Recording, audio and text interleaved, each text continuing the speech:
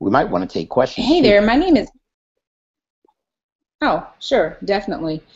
My name is Pam Peebles, and welcome to our Millionaire Mastermind, Millionaire Mastermind series. I can't even get it out. It was our midday Millionaire Mastermind series. I can't even say it straight now.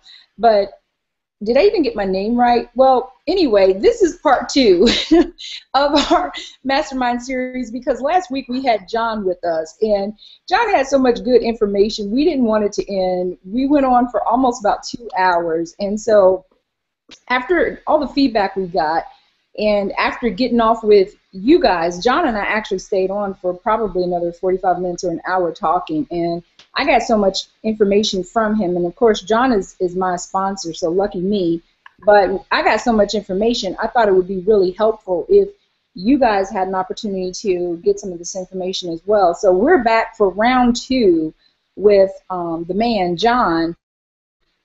In my opinion, knows everything about everything. So we had a chance to hang out this weekend. It was Tim Miller's birthday. If you don't know who Tim Miller is, he's Crown Diamond in Skinny Body Care.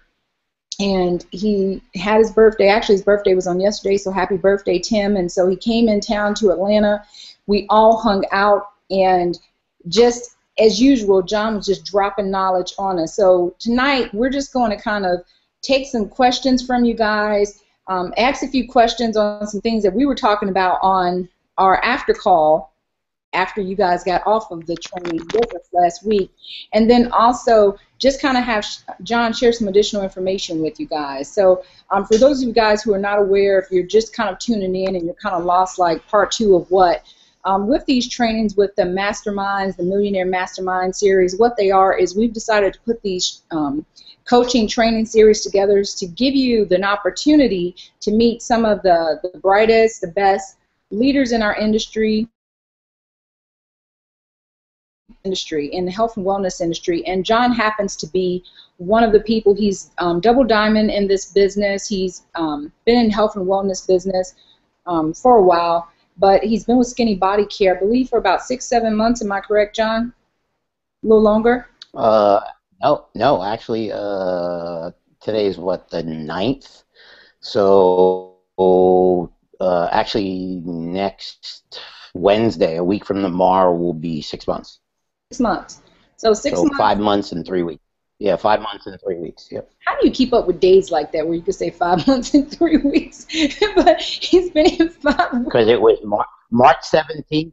March 17th is a 3. So I'm a mathematical weirdo. So March 17th is a 317. You add 6 for 6 months makes it 917. Today's the 9th. Minus off a week is 8 days. So 5.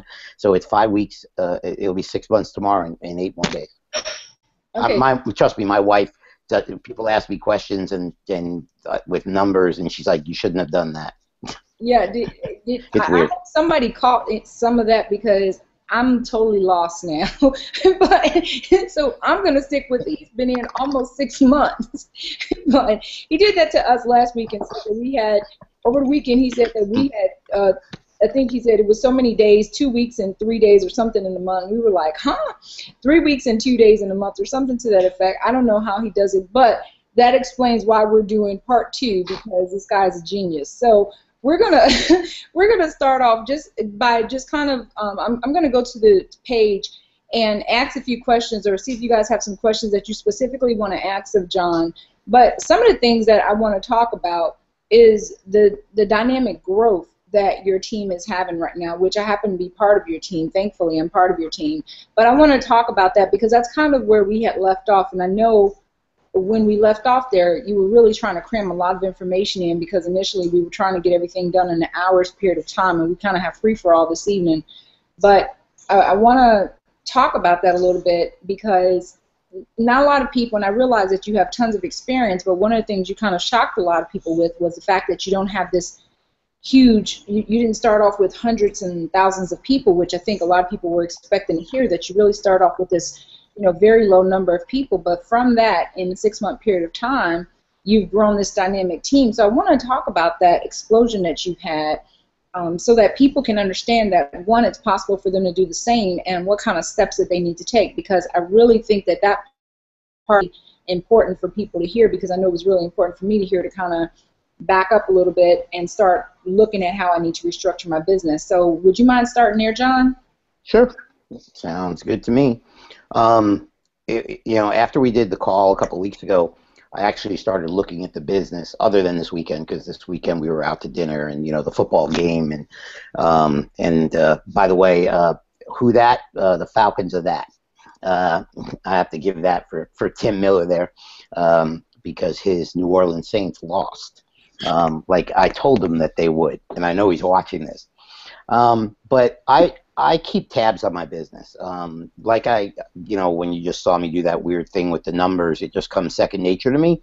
But I like to know data and I like to know facts. So when I look at my business, I'm in front of a computer pretty much every waking hour. When I go downstairs 7, 8 o'clock in the morning, it's the same routine. I take my supplements. I take, some of my network marketing products. I hit the coffee button. I go turn on the TV, put CNBC on, sit down, look at my computer screen, wipe the stuff out of my eyes, and wait 10 minutes for the coffee to be ready, and then start going through my emails, and then I start going through my businesses. And I know to the BV within 50 BV points before I go to bed. I know how many people came in that day. I know how many people dropped off that day, and I keep tabs on it because it's a business. And in the beginning, when I first got started, I was the same way. When I got involved in network marketing, actually the second company I was with for 6 years, that company used to fax us the reports. So every Wednesday night, we'd get a report faxed to us, and it would show the new enrollees for the week in our organization, and then you'd see the people who quit, dropped out, or asked for refunds. That company's a $1.1 billion company today, per year, not per cumulative, but they do over $1 billion every year. And what was interesting is no matter where you are in your business, knowing the numbers helps you, because you know where you have to focus on in your business. And a lot of people don't do that. They first of all, the way they join a company is I made a post on Facebook several years ago. I found somebody who had a stack of dartboards, and I picked it up and I said, these are for sale and I'm putting them on eBay, but you guys want them because I don't need them, because it seems like that everybody puts a blindfold on, they don't make a business decision, and they throw a dart, and whatever it hits, that day is what they join. And they don't make an educated decision on what they join. But they also don't keep track of their business, and a lot of people say, well, my group is not big enough. Well, yeah, it is. It doesn't matter if you're getting started. You have to take a barometer of where your business is at so that you know where you have to work on. We used to do what's called quadrants in our business. I was taught, I didn't invent it. I modified it a little bit. But what we did was, when you're starting out in the business as a newbie, or you're an established leader like somebody like Tim Miller, who's a crown diamond, who's been in for 3.5 years, you have to work your business a certain way. You never want to get into management in your business. Too many people do that. You have to manage your business somewhat at the higher level, but your management should be never more than 5 to 7% of your business. Now, that's whether you're a newbie or you're an experienced vet and have a huge organization. The only thing that you're really changing is that when you're new and you're starting out with a business is, where do you focus your time? The way you focus your time when you're a newbie is building a team. You don't have a team yet. You're the team. So your new thing, your whole day, okay, is making a list of prospects to contact and contacting those prospects, whether it's through Facebook, whether it's through the phone, whether it's through email, whatever way you're going to do it. That's where 99.9% of your time is being spent, is to find new people, to expose them to the business, and expose them to Skinny Body, to get them on a tour, and then to follow up with them. Then as your group grows, okay, and then you have start leaders or teammates who are demanding your time, then you have to devote your time to less of personally enrolling. So what do? So then you look at it, you say, okay, in the last 30 days, I've put in 4 people. And out of those 4 people, one guy won't return my phone call anymore. One guy is just a customer, so he doesn't need my help. I might send him an email and ask him, how he's having some success on the product, anything you can help him with. But then you have 2 out of those 4 who want to build the business. What you do is you sit down with them on the phone, through a webinar, on a conference call, and you go to them and you ask them what their goals are for the business. And you find out how much time of yours, depending on how much time you're devoting to your business, how much you have to use and devote to them to help them build their business. And that would be for 3-way phone calls, maybe, guiding them to different webinars, and just guiding them down the path. Your ultimate goal is to find someone better than you and always go after someone better than you, because that's what the golden goose is. I'm always looking for someone better than me. I'm always looking for the Tim Millers. I'm always looking for the Jackie Stewarts. I'm always looking for the Pete Delmonicos. Those are the people I'm looking for, the Pams. The reason being is those people don't need my help. Yeah, Pam, you and I speak, every day on Facebook. We don't speak every day on the phone. We spent the whole weekend together, our families and stuff like that, and we were out and we masterminded, we joked around, we broke bread together, but we talk about a couple of different things, because I know what's going on in your life right now, and you're getting some things done, and you have some things that you got to do here and there in Georgia. So, I'm there as a safety net for you, because I really don't need to teach you much. You've had success in the industry before. I'm there when you need me. Those are what you're looking for. The people who reach out to me, or say, hey, John, I need your help. Oh, okay, great. Well, what's your goal? And I don't care if they're in my downline or not.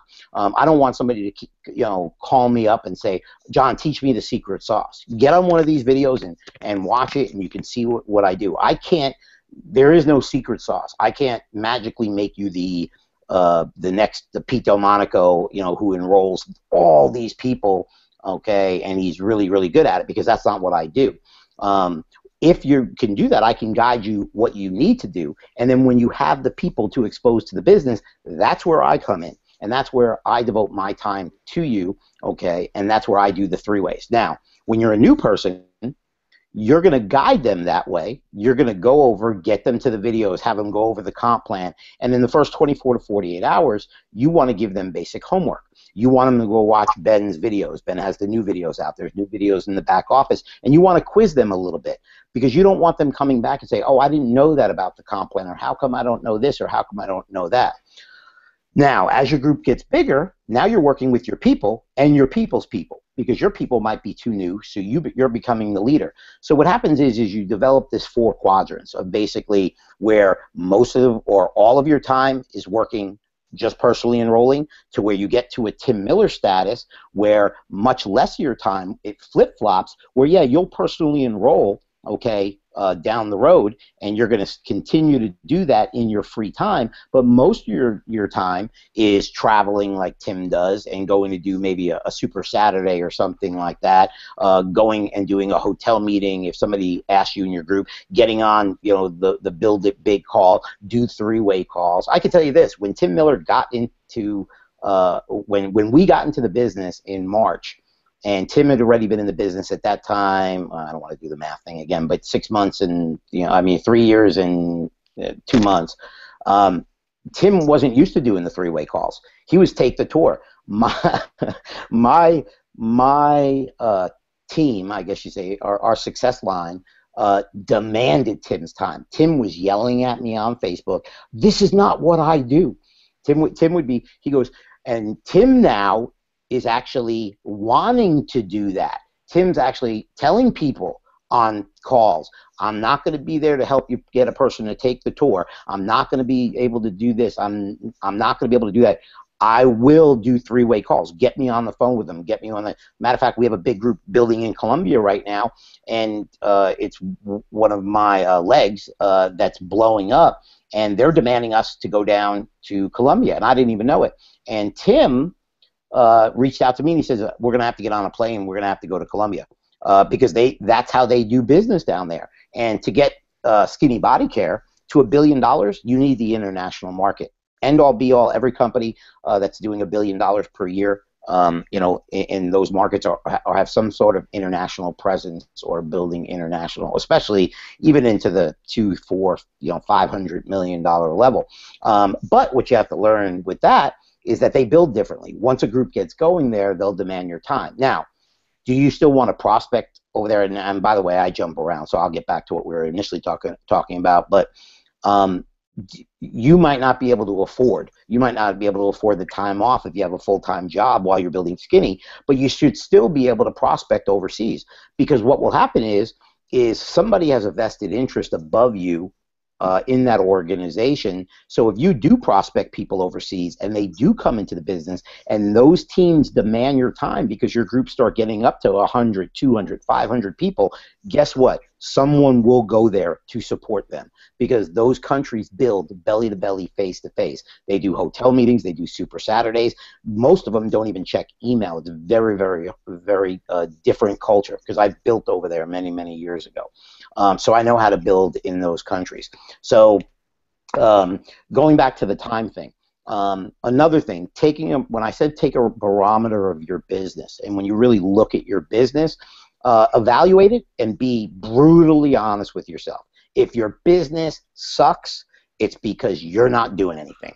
Okay? If you have one person and you think that person is going to be your savior and you're going to make $1 million a year, if that's your goal, okay, you're living in a fantasy world. Okay? It's not going to happen. So when you become brutally honest with yourself and say, you know what, I have to treat this like a business. I have to look and see where I am so I know where I have to get to, and then what do I have to do in between. That's when your business will start to grow. Another thing you're going to experience is program jumpers. The people who are the program jumpers who've been in 50 deals, 5 deals, 3 deals, 10 deals, whatever it is, those people are going to come and go. Great, bye. Okay, that's how it is. That's the new culture that people do in MLM. The people who put in the time and the effort, okay, and you can see this really simply, and I discussed it on the other call for the people who weren't on it. The people that you see in companies that are doing well and the people that ultimately end up succeeding long term and have real residual big checks are the people who can take the punches, roll with them, and put the time and persistent and consistent effort into their business. The people, I see it all the time. I have to give a shout out to Carrie. Carrie, who's under Pete Delmonico. I met Carrie for the first time in Las Vegas. I can tell you this, I cannot turn on my Facebook without seeing a post from Carrie. I mean, sometimes I see 7 of them in a row.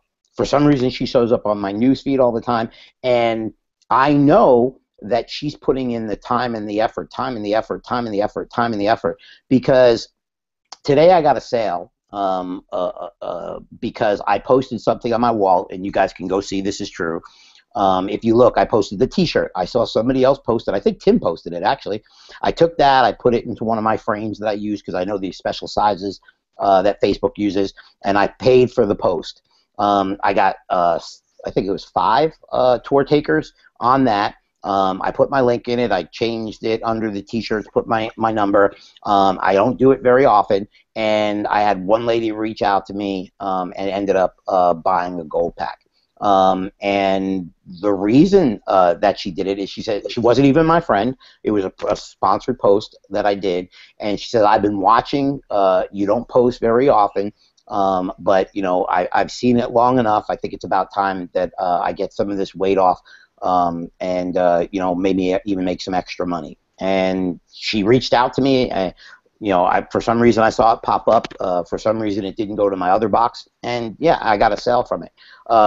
And it's not something I do, but things like Carrie does is Carrie's not going to see the results of what she started doing overnight.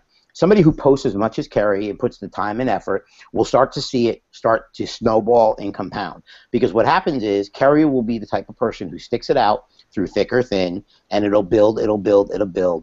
And she will have no choice but to become successful, and her checks will grow, and then the comp plan will do what the comp plan is designed to do, like a real network marketing company. Everybody who's making real money and long-term real money in network marketing, remember what I said, long-term real money in network marketing is because they hung around long enough to make the comp plan work. People like Richard Call, who are making $400,000 to $500,000 a month, okay, Richard, who I know very, very well now, okay, he did that from going on the road, being away from his family for a long amount of time. And he built an empire, and people laughed at him back in the day, building a skincare company. And I remember, because I was a rookie in the business at that time, and I remember hearing about this guy. They called him the Midas Muffler guy, sponsored him. There was this whole story, and I actually spoke to Richard about it about 2 years ago, and we kind of laughed. And he told me he put the time and effort, and he hung around long enough. Enough of the nonsense in network marketing. If you're going to build a traditional business to pay you for a long amount of time, you're going to put 3 to 5 years into your business.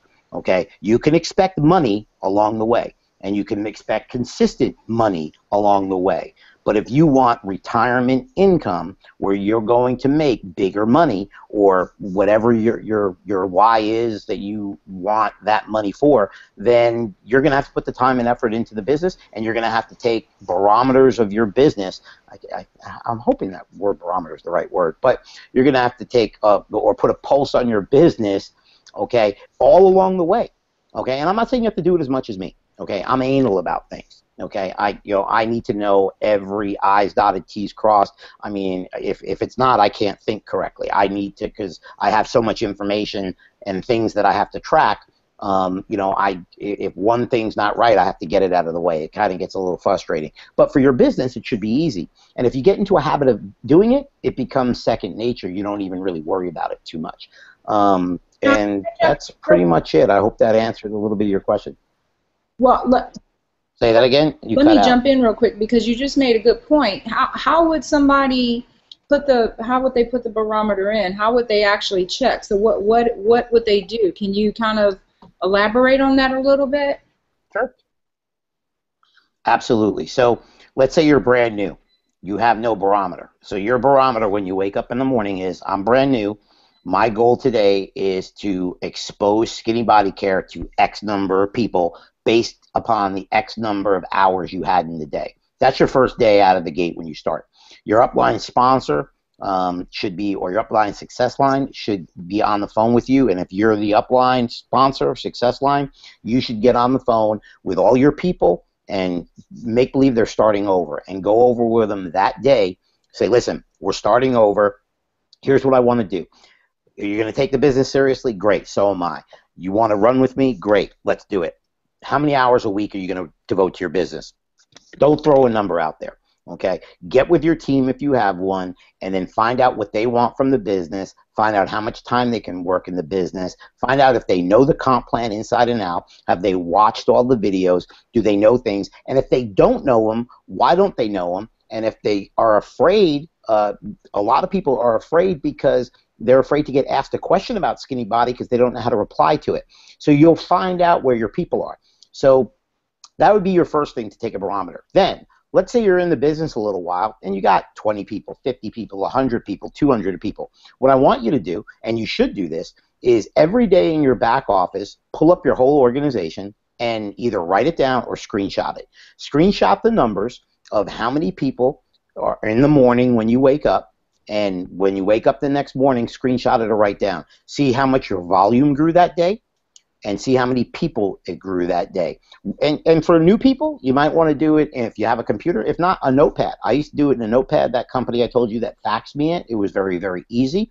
They actually, the way I learned this actually, because I didn't do it in my first company, the Big A, they did things a little bit differently, but I was taught by the second company because of what they sent me. And this thing had every piece of information. It had percentages. I knew day to day.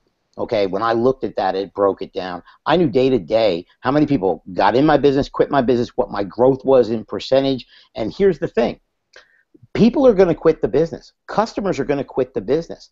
Okay, so your ultimate goal in network marketing is you have to build until you get through the concentration phase, which is getting your people in, just like a company has a concentration phase, and you have to build into the momentum phase. And once you get into the momentum phase, there's momentum that goes like that. You're part of your momentum. At one point, it's going to cross over where you're having more people on a monthly basis join your business than are quitting. And that means your business is going to grow. If you get there and you have a 1 month unbelievable month and you put in 17 trillion in volume overnight, okay, and you think you can sit back, guess what? Okay, there's a reason that happened. Most likely it's not going to hold. You have to build on success month after month, year after year, until you have enough generals out there, okay, who are building with you or without you, who are going to do skinny body care whether you do it or not. That's your ultimate goal. Because if you have that, okay, your business is going to grow every month. Now, I look and I like to have an 11 to 12% growth per month. If I can have 11 to 12% more people come into my business in a month than are quitting my business every month, is it very, very safe in my mind? No, I like to have bigger, but it's a good place to be. Now, if you had 10 people this month, now in the beginning, the numbers where people kind of get confused is your number percentages when you're a newbie look fantastic, because if you start out month one and you just join and you put 50 people in between you and your team that month, okay, and then next month all of a sudden your group grows to 500 people, you just 10 times your day overnight, you know, in 30 days, and you're like, wow, John told me 11% is good. Now I just grew by whatever it is, 1,000%, and that's even amazing. Okay, well, but that's because your group is small at that time. What'll happen is also you don't have attrition. When somebody's new in the business, not many people quit in the first 30 days. You'll have some people who quit. I mean, it's inevitable. You're going to have some people who send back product for refunds. You know, you figure there's going to be about 1% of that happen. But what you have to really do is you have to keep tabs on that. And here's what it's going to do for you. Now when you see, you know there's a problem. Don't wake up in 90 days and you're like, what just happened? Why is my big business stagnating, or why is my business going backwards? Because if you wake up in 90 days and you try to do something about it, you're going to have 90 to 100 days of rebuilding, and you're in trouble. And it's going to be a very stressful time. If you keep barometers on your business, now you don't have to be as anal as me, like I said, okay? But if you keep your eyes on your business every week or twice a week, where you go down and you just jot down the numbers, then do that. One thing I'm actually going to ask Ben to do, for Skinny, is I'd like to be able to actually go back a month or 2 months and 3 months and pull up a report, because I try a month. I know what my volume is, so I screenshot it before bed. But because the end of the month really, since I'm on the East Coast, where we here are in Georgia, and the month really ends midnight Pacific time, it's a 3-hour difference. And I know it's not that big of a difference. It's only a couple of hundred BV, but it bothers me because I want to know the exact number at midnight Pacific time. So it'd be nice, and Ben, I'm sure, can get it done. I'd like to be able to pull reports in the back office, where we'll be able to actually pull up what did we have at close of month midnight that time, and I'm always within a little bit of it, and then this way and then you see, okay, I grew by this amount.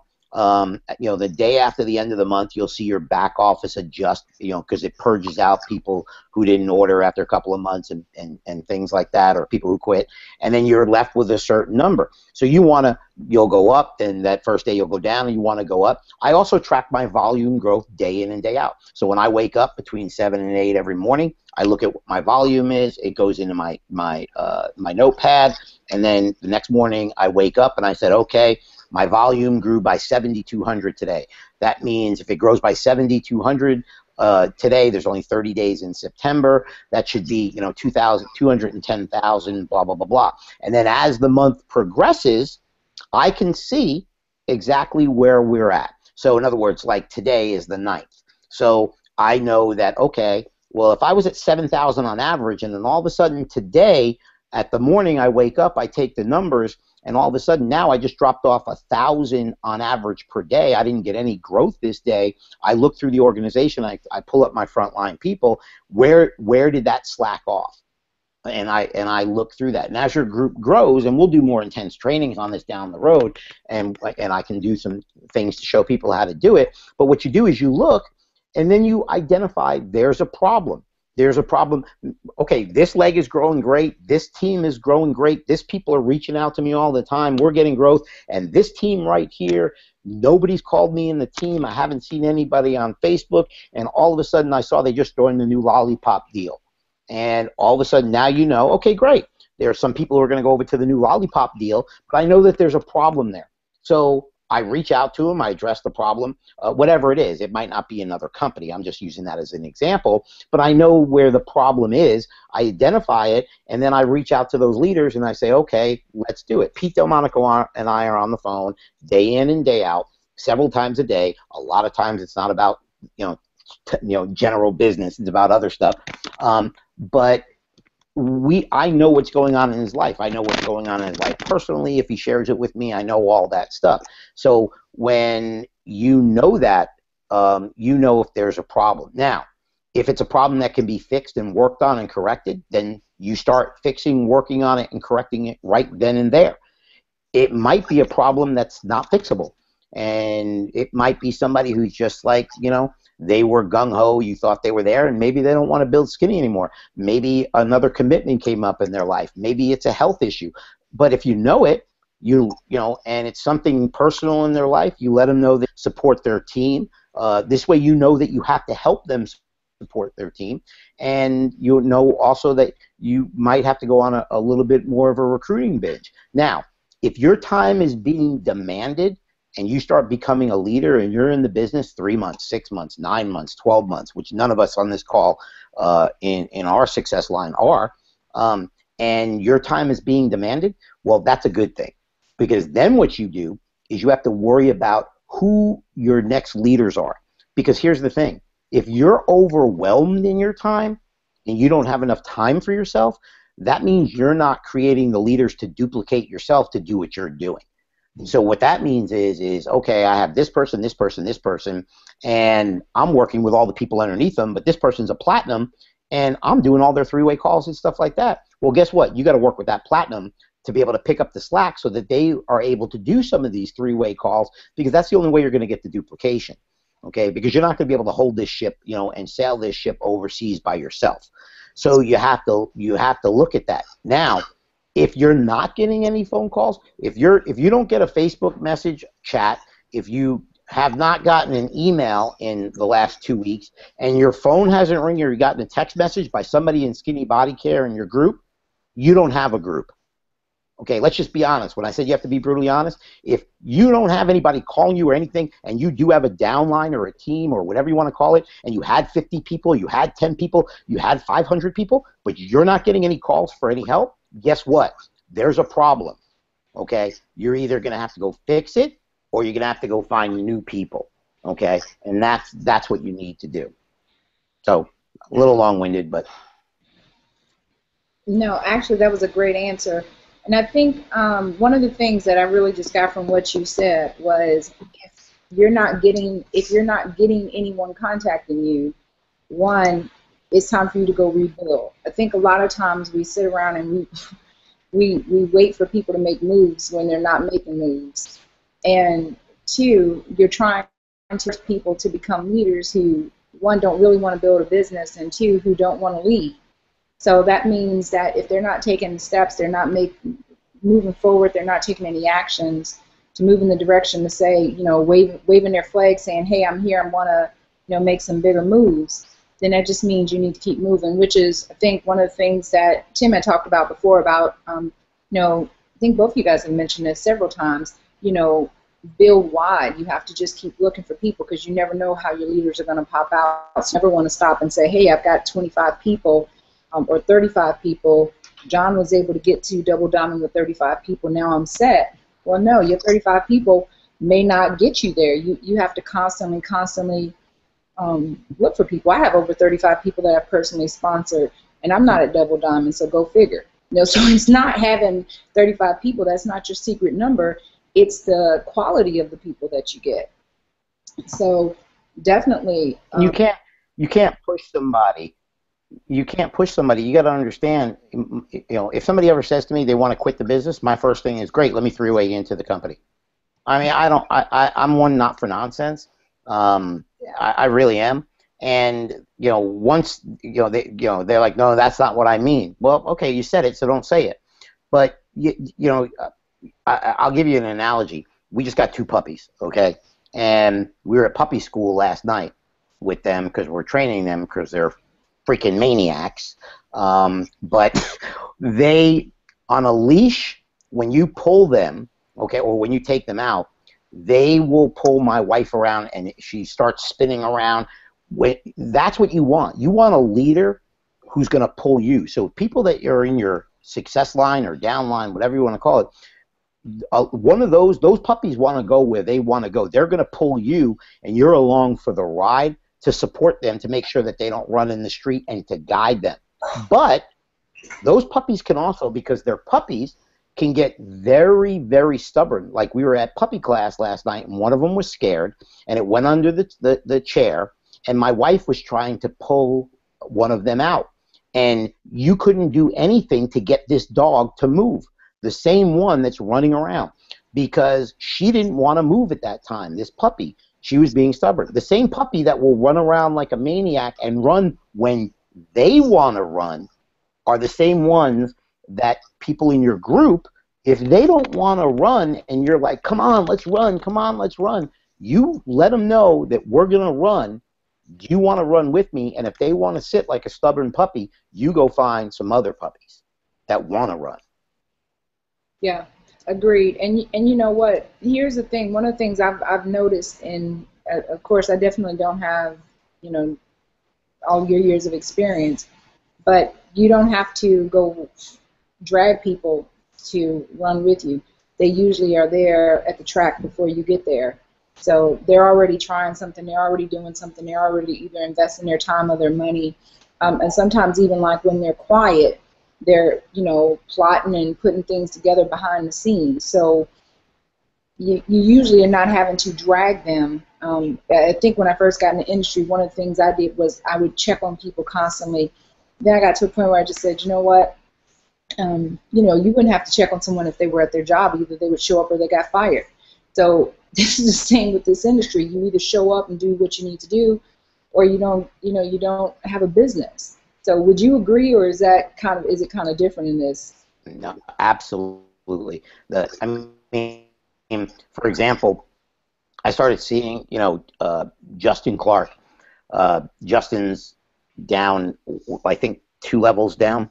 And, Justin and I had never met. And, we recently became friends. We met for the first time, actually, in Vegas. And it was funny because I started watching his organization, because when I went in the back office, when I do my daily checks, especially when Ben changed the color to green, he was getting a lot of customers, and I started seeing his volume starting to jump up, and I kept seeing Justin Clark, Justin Clark, Justin Clark, Justin Clark. I'm like, what the heck is this guy doing? So I actually started stalking him on Facebook and looking, what kind of stuff he was doing. And come to find out, he'd been talking to Ben about putting a system together, been talking to Tim. We became friends. Now, of course, we talk. And he was on with you on several of your hangouts as well. And that's the type of people you want there.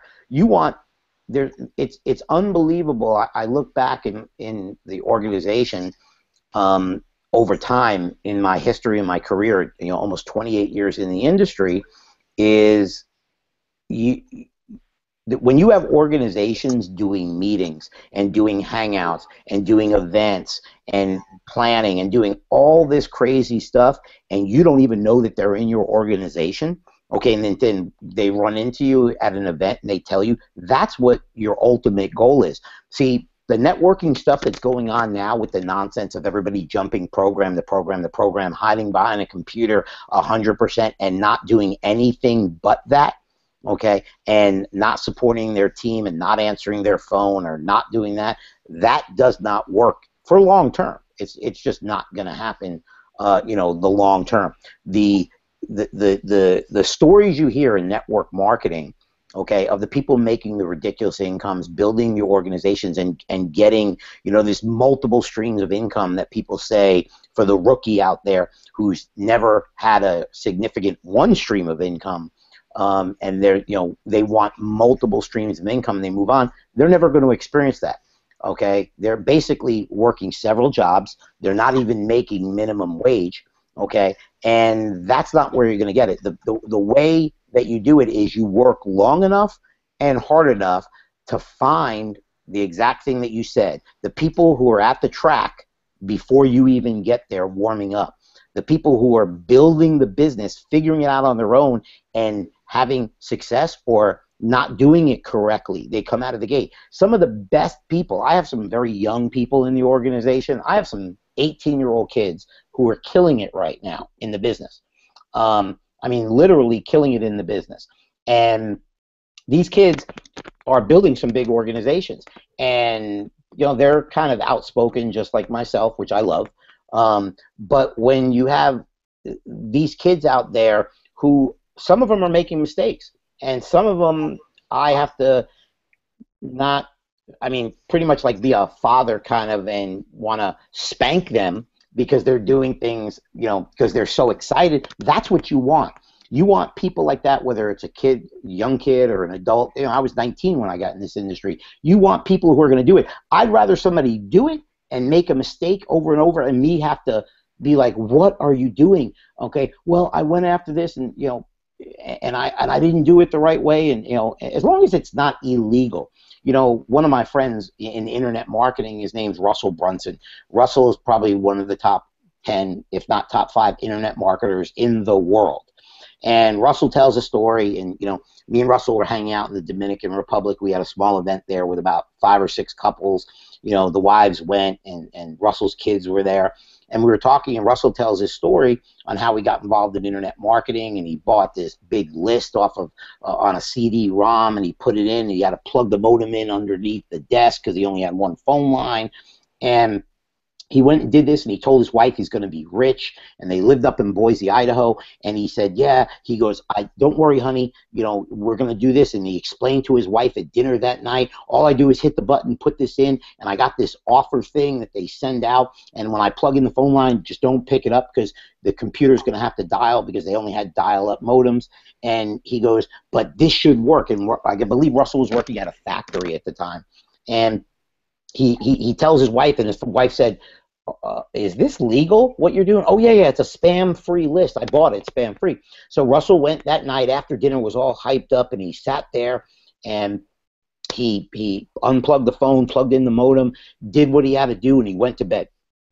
And the next morning, he woke up, and he was going to work, I guess, and his wife said, I'm going to need to use the phone. And he's like, are you sure? And he's like, he goes, honey, I'm going to need to use the phone. He says, all right, well, I'll shut it down before I go to work or whatever. So Russell tells the story. He bends over, goes under the desk, and unplugs the modem and plugs the phone in. And as soon as it hits the outlet, the phone rings. And he says to himself, wow, that's pretty weird. So he picks up the phone, and it was his internet service provider yelling at him. They're going to sue him and blah, blah, blah, blah. And he was like, well, no, you don't understand. I bought this spam-free list. And lo and behold, he was depressed. His wife got scared. He went to work. He shut everything down. And he came home that night, and in his email, okay, he got around doing it. They gave him a chance. And in his email was 6 sales. 6 sales. And I'm talking $7, $8 sales, nothing big. But what it did was it opened the light bulb. He did it the wrong way because he didn't know any better. He was reading some stuff online. He had never done anything with computers. And he tried. And he failed miserably. But what it did is he opened up his eyes that this does work. And today, Russell's company do $20, $30 million a year. And we're talking, he just hit his 10-year anniversary from that date of that fiasco. Russell's consulted with Tony Robbins and been to Namali and Fiji. And his experience was wrong. It could have knocked him out of the business, but he tried. He was a hustler. And he went and he learned to do it the right way. And he was a kid, too. He was in it. I believe Russell at that time was 21 or 22. I think he was still going to college at the time, and he was wrestling. But with that, those are the kind of people you want that are going to try, that come to you and say, I have this idea to do it this way. I have this idea to do it that way. And for you to say, because you're the upline or the success line, you can't do that. Well, why? Well, if we do it this way or that way, that might be work. But the ones who try, the ones who sit back, never call you, sign up, and you're never going to hear from them again, that's a different story. There's nothing you can do. I have people who come to me all the time. They sign up. They have, I'm going to do this. I'm going to call you next week. We're going to get started. All of a sudden, 2 months go by. I get, hey, John, I'm sorry. I was going to call you, but life came up and this. But next week, I'm going to call you. Again, no call. And that'll go on for 6 months, and then all of a sudden, you see that they don't order and they go away. And I still feel bad for those types of people, but I can't pull someone. When somebody signs up in the business and does that, they have to reach out to me and say, I'm ready to run. What do I do? Okay, great. Let's do it. When are you going to work your business? The ones who don't, and you're trying to pull them through, and you're calling them every day, and all of a sudden you spoke to them all the time. Now you're calling them all the time. They're in the business and they don't answer your phone. It's because they don't want to talk to you. The next thing you're going to do is you're going to see that they're going to quit and they're not going to be in the business. Why does that happen? I don't know. It's been going on in the industry as long as the industry's been around. So, you want to work with the willing. And if you don't have the willing, okay, and your team is dead, okay, it's easier to build a new fire than revive an old one. Okay, it's much easier to build a new fire than to revive an old one. And you need to have a producer's mindset, because too many people don't understand that if you got into network marketing, which most of the program jumping type people do, they are the takers. Those are the people who want everything in the world, take from others, and give no value. The people who want to provide and assist others to assist others for the person's benefit and their team's benefit and not theirs, eventually will make it.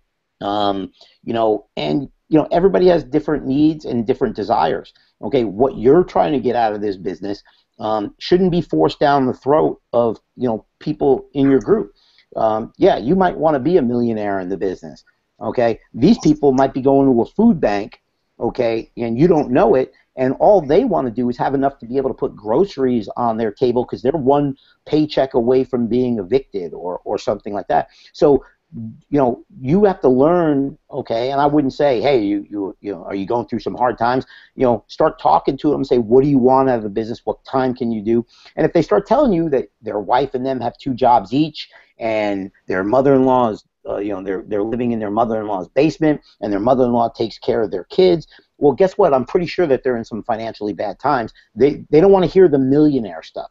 You can talk to them about it. You can get them on the webinars and stuff like that. Okay, your job with them is to make them believe that they can do it, because that's all they really care about. When somebody gets in the business, they don't really care about, they want to know if the company is legal, moral, and ethical, if it's a real product, and is the product really working, okay, and can they do it themselves?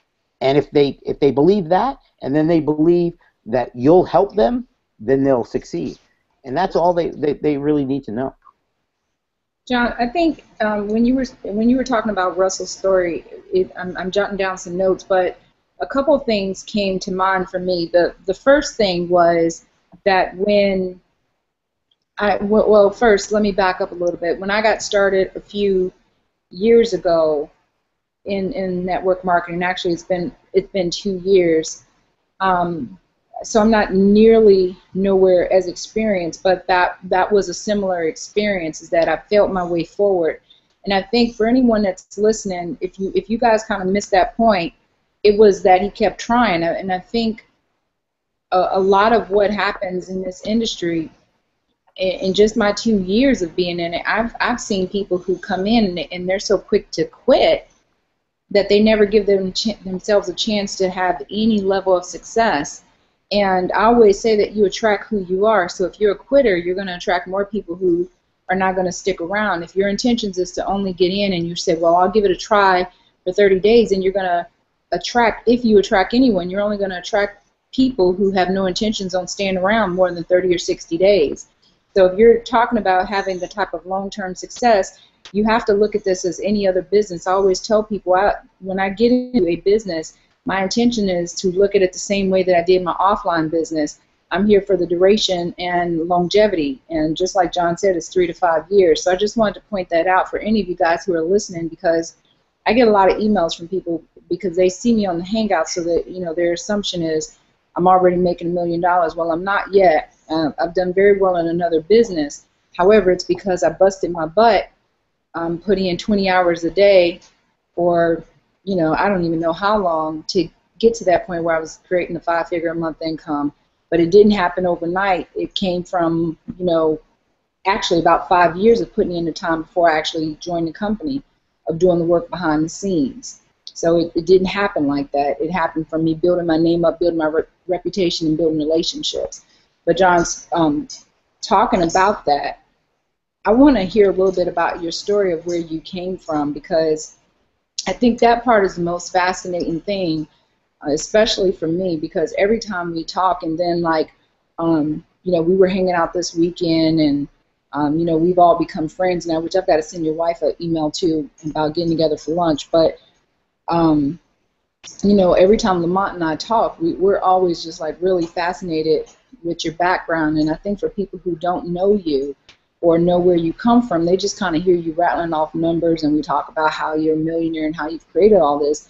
But I really would like for people to hear where you've come from and how you got to this stage, because, you know, we talk about not quitting, but I also like for them to hear your story so they understand that it's not just about not quitting, but what you've overcome, and just all of the things that you had happen to you in life, but how you're still here, and how you still achieved all this success. Because I think people make excuses up. They go, oh, I have 2 kids, so I can't do any work.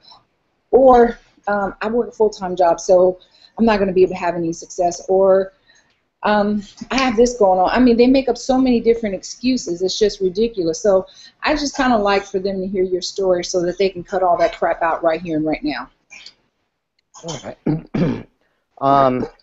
Well, I definitely appreciate that, and yeah, and I like becoming friends with people in the organization, regardless if they're in our organization, above us in the organization, not in the organization. We made some great friendships in Vegas, and that's what the business is about.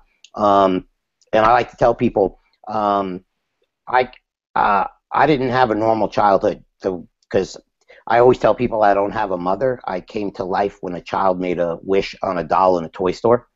If you think about that, you might understand it.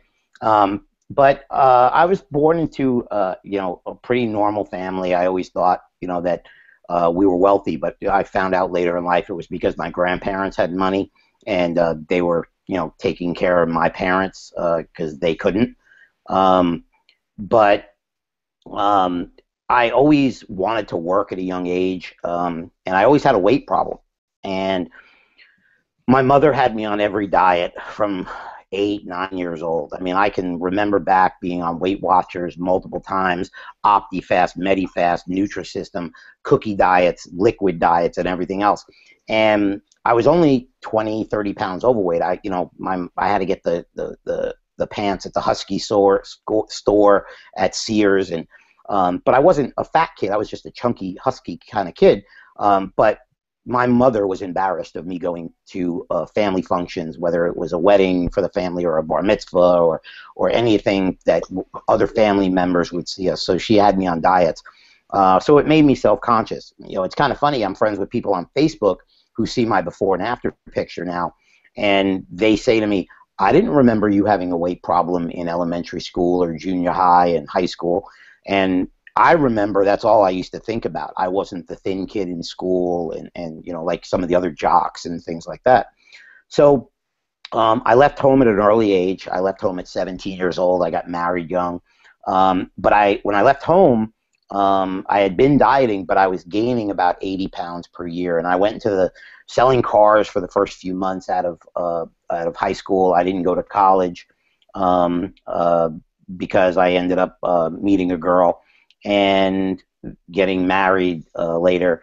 But what happened is I was gaining about 80 pounds per year, because whatever I do, I have an obsessive compulsive personality. I always wanted it. I'll never forget when I was younger, I cried because I was 10 years old and they wouldn't let me have a paper route. I applied and they said I was too young. I always wanted to make my own money. I left home. I got a job selling cars, left that. And you know, when I was 18, I went into the financial services industry. And when I did that, I set some records there, and I got involved in network marketing at 19, and dabbled in that and did very, very well while I was gaining about 80 pounds per year.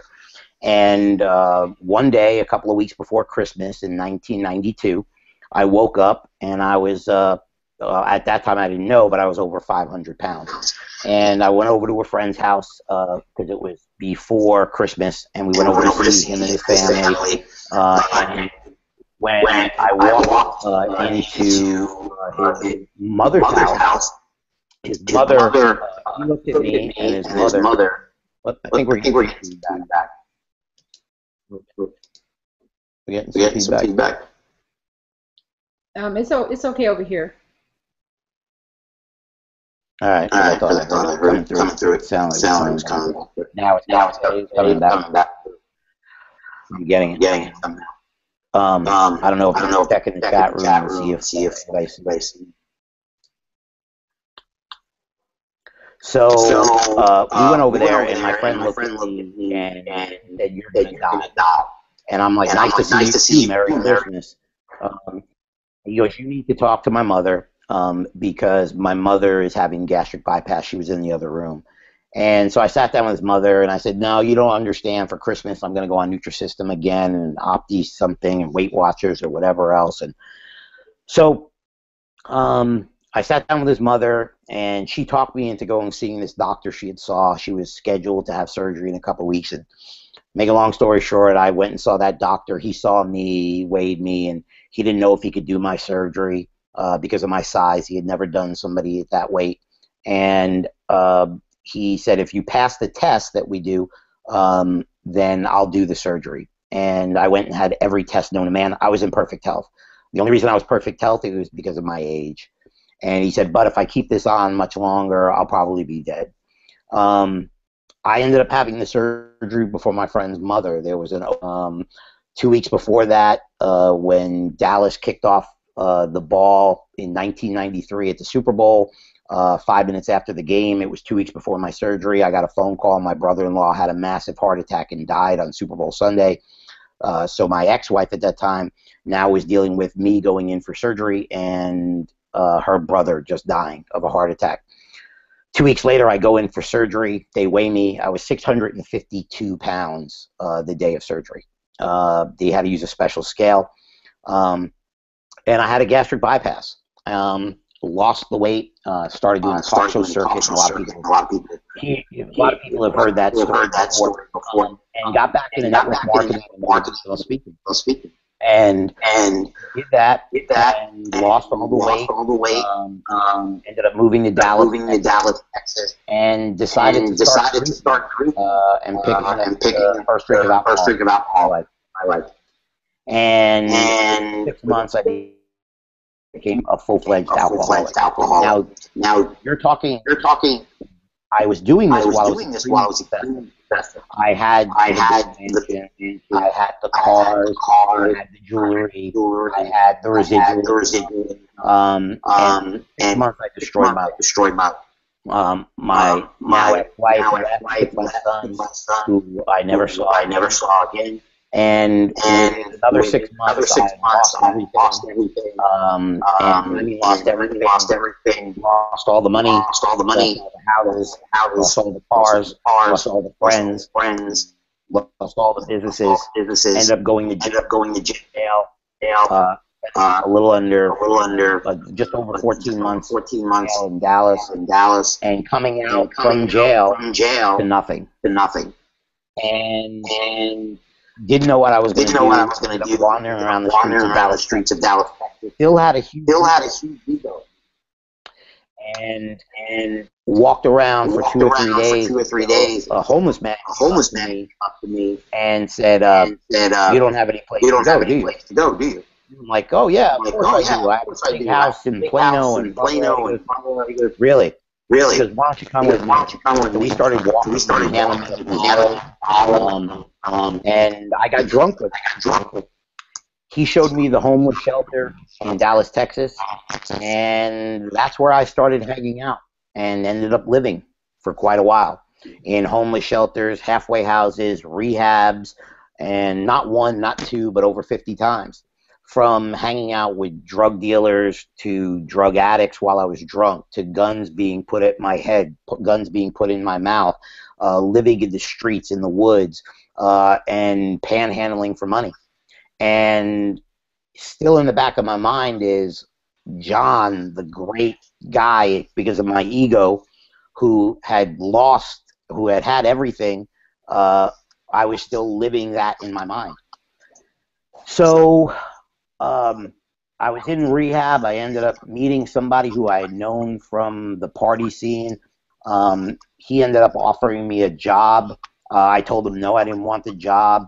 I went to another halfway house. I went to another rehab. And this time they put me in a house and they let me get a job after 30 days.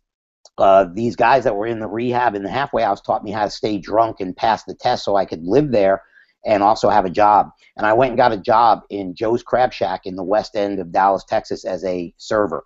Never been a server before in my life. I only had one corporate job in my life, and that was with a financial services company.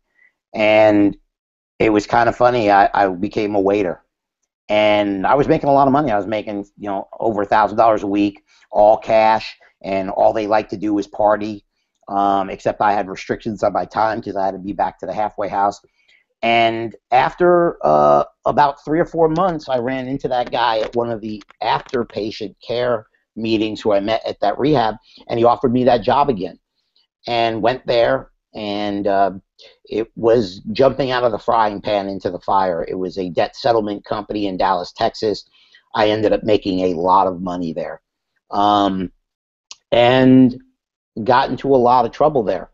And when I got into a lot of trouble there, I spun out of control. I tried to get back into network marketing. I was making great money, went to Habs, but these guys who owned that company really didn't care. They were drug addicts themselves and partiers.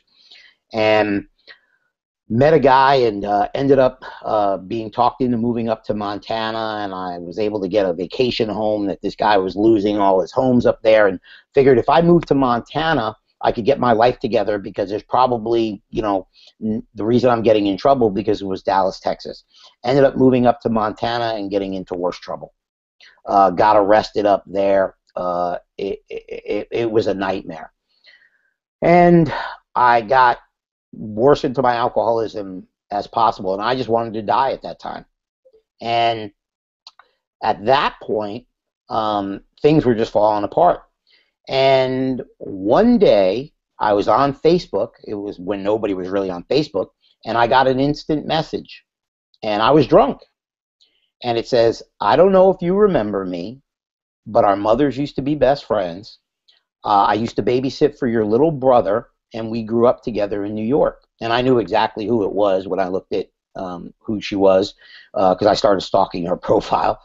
And I said, yeah, I know who you are. And she had found me through some mutual friends. And she said, my mother would like to, hook up with your mother and reconnect. She didn't know that my own parents disowned me for the most part. I had hardly spoke to my parents at all because of my alcoholism. They basically told me they didn't have a son anymore. And that's how it is still to this day. But she put down a phone number, and she said, well, if you could ever do it, she put down a phone number. So I, of course, thought it was her phone number, and I called it, and it was her mother, not her. And I spent about 5 hours drunk on the phone catching up with her mother, who knew me since I'm 7 years old and hadn't seen me since I'm 13 years old. After that phone call, I told her, well, have Gina call me someday. And she said, well, she's going through a divorce. She lives in Georgia, but she'll call you someday. And someday was 3 weeks later. I got a phone call from Gina. We spent the whole night on the phone while I was drunk. And we started talking on the phone, day in and day out, hours at a time. I ended up going to California to start some other businesses, went there, they didn't work out. And we kind of started dating on the phone. And she invited me to come to Georgia to see her. And she saw me at the worst of the worst of the worst. And I came back to Georgia after spending 2 weeks here, spent New Year's, and I never left. Gina is now my wife, if you all know that. I got married to Gina last September at an industry event in Las Vegas on September 27th. And Gina was with me for the last 8 months of my drinking. Gina rushed me to the hospital. Gina thought she was there sitting by my bedside when they thought I was brain dead and had wet brain, and I pretty much wasn't going to make it. And Gina's the reason that I also went to rehab for the last time. And I went there, and I was going to break out of rehab, and I stuck through it. Went through rehab. She came and visited me and got out of rehab, and I was scared. She brought me home, drank again, and that was a long time ago. And I ended up started building my businesses. But what I started realizing at that point is it is what it is. I was living in my past way too much, where I always was thinking, man, if I could get back what I had, man, if I could do this, if I, this. I was living in, I wasn't allowing myself to move forward, and I was staying drunk all the time. Once I realized it is what it is does it suck? Absolutely, it does suck. But you know what? I can't change it. Do I ever want to go through it again? Absolutely not. But I can't change it. So let me compartmentalize it, which I'm very good at, and move forward. And that's what I did. And a couple of days turned into a week turned into a couple of weeks, a month, and never had to go back to AA again. I didn't want to be around it. I can be around alcohol all the time now. I have more alcohol people a lot of people who have been at my house and seen the alcohol and bars and stuff, and I'd rather have my diet iced tea or soda or something like that. And I just move forward.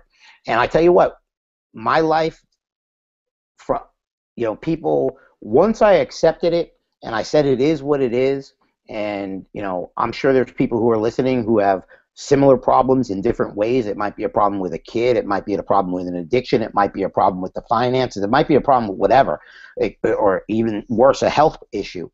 It's not that you're not going through it, but it is what it is. Okay, you got to deal with it. And if it's something that you don't have to deal with, that you compartmentalize it, you get rid of it. And once I did that, my life changed around, where people hear about stories over time, almost overnight. And where I show you that diagram of a network marketing company from formulation, concentration, momentum, and stability, I didn't even remember going through formulation and concentration. My life turned around and did a complete 180. And now people see me now, okay, and it's totally different. And my book came out last year, which everybody's welcome to go get a free digital copy of. You can go download a digital copy. If you don't have that, I'll give you the site in a minute if Pam wants me to. But people are going to have issues, and once you realize that you're not going to get back what you used to have, and you're going to have to start creating something for the future and move on, that's the only way you're going to get past it. And it doesn't matter what it is. If you're having a health issue, you have to deal with the health issue, but life goes on while you're doing it. If you're having to deal with addiction, you're going to have to deal with that addiction. And some people could be deeper in addiction, and it could be financial or whatever it is. But guess what? It is what it is. And sabotaging yourself and not doing something, or sabotaging your skinning business, or I'll show you, and doing all kinds of nonsense, is just going to get you worse off. And it's going to get you worse off in your mindset or anything else. And my son, one of the hardest days of the year is August 31st. My son just turned 20 on August 31st. And I had lost parental rights in court, shown up many years ago. And I haven't seen my son since July 17th, 2002. And it's rough, and it's people see me all the time. And when Gina wasn't around, before Gina, I didn't celebrate Christmas or Father's Day or Mother's Day or holidays or anything anymore. I stayed mostly drunk through them, 24 hours a day. And now that we're married and she has her family, which is my family now, I have brother-in-laws and sister-in-laws, and she's got a huge family. It still, even with me and my personality, it still takes some time to accept that, because I had to learn to basically live by myself, and that I didn't want to be around people. And network marketing became my family. You know, other than my wife and her family, network marketers are my family. That's why it really hurts me when I do get close to somebody in network marketing and they do something stupid to sabotage themselves, and I know it's going to hurt them, and I know what the end result's going to be, almost like it's a crystal ball, because they are my family. So it takes a lot for me to get very engaged with people in my business, but once I do, it's totally different scenario. But I have to be very, very standoffish a lot, because you have a lot of people who come at you, and want to be, in the inner circle and everything else, and still kind of stand off, because a lot of people are going through some things or doing some things that I know that they probably won't change from. And I don't like to get into a relationship and devote my time and effort to somebody if if it's going to be short term. And I'm the type of person that if you give me 5%, I'm not going to give you anything. If you give me 100, okay, I'm going to match you 100. But I'm not going to build your business for you. I'm not going to be the one who always changes for a relationship.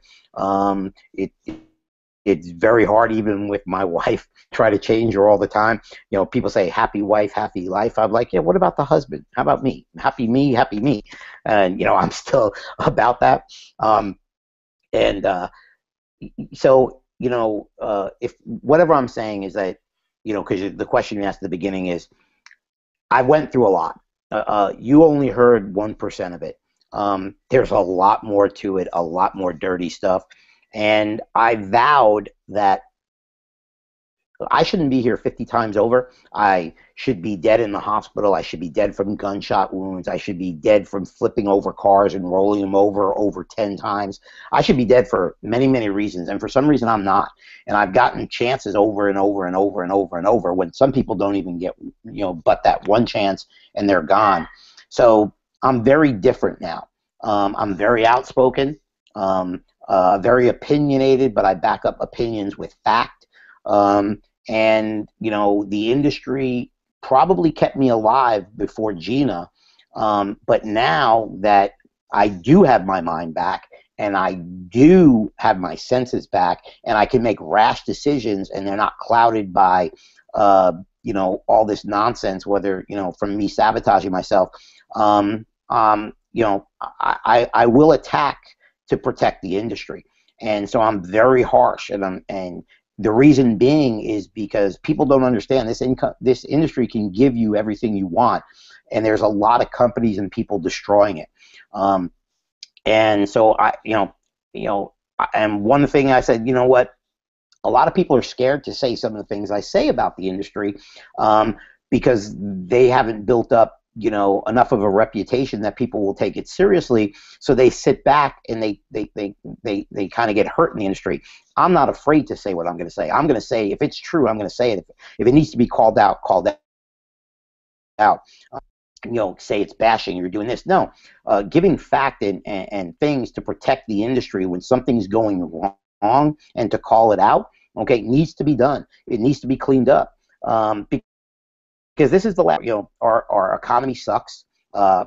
People are working multiple jobs. Kids are being raised by, foster homes, and kids are being raised, by nannies, or daycare, because, parents have to work 2 or 3 jobs each to support their kids or go without. And, network marketing can be the savior for a lot of that. And the more bad companies we have out there, having only, even 50 great companies, even if there was $50 billion network marketing companies, there's, people like to see the negative about it. I mean, even you see, a huge company like Herbalife, who's been around, going on 40 some odd years, 30, some odd years, they're taking shots by the stock market because, you have a guy like Bill Ackman, who's a freaking idiot, and I'm glad he lost $1 billion rate on paper. But he attacks the industry when you have a company along the lines that's maybe do they have to clean up some things? Maybe some distributors got carried away. Of course, they're such a big company that they can't police it as a small company can. But when you see companies like that getting shots taken at them, I get offended. But then when you see these other companies who are people in it for the short term, and it's hurting the industry overall, and it's being done over and over and over and over and over and over and over, it eventually is going to jeopardize the whole industry. And because they can sneak in a law, they can do this or they can do that. So I protect it with everything, not just from a business standpoint, because network marketing was my family when I didn't have anything. Some of my memories when I was laying in bed and wanted to die in a homeless shelter drunk was of the events that I went to with people, and images would pop into my head. So I don't want to get all mushy on you and stuff like that, but that's where I come from.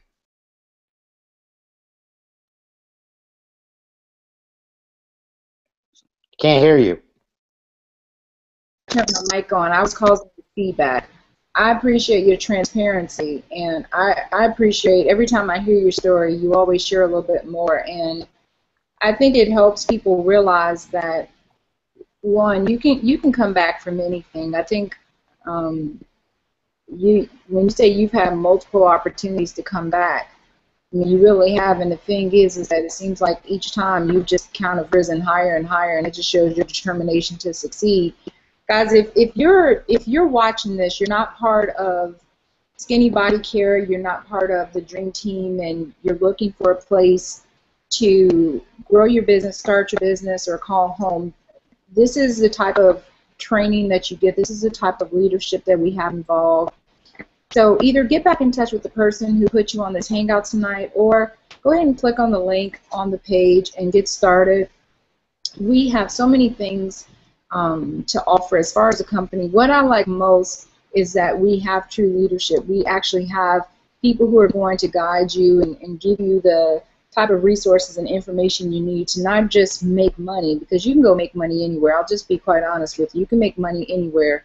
But this is, to me, about building wealth, building long-term residual income, which is how you build wealth, and teaching you what you need to do in order to have a sustainable business for life. So that's what this is all about. And I love that the leaders in our company focus on teaching you how to stay in for 3 to 5 years, and that's the emphasis. Whereas some companies, they're all about emphasizing on getting that quick cash, and not that you can't come in here and make money immediately, because we do have fast start bonuses. You do have the opportunity to come in and start generating an immediate income. But with our top leaders in this industry, they're teaching you how to do that, but also how to set yourself up so that you can retire. If your goal is to make $5,000 a month, and there's a plan for that. If your goal is to make $50,000 per month, there's a plan for that. If your goal is to make over $100,000 a month, like our Crown Diamond leaders, then you also can achieve that by joining our company. So I want you guys to really pay attention to John, what he's saying, and how he's been able to accomplish this, because this wasn't a long time ago. I want to kind of get John to clarify that, because we're not talking about this happened to John 50 years ago. We're talking, how many years did this go, John? 5? 5. Okay.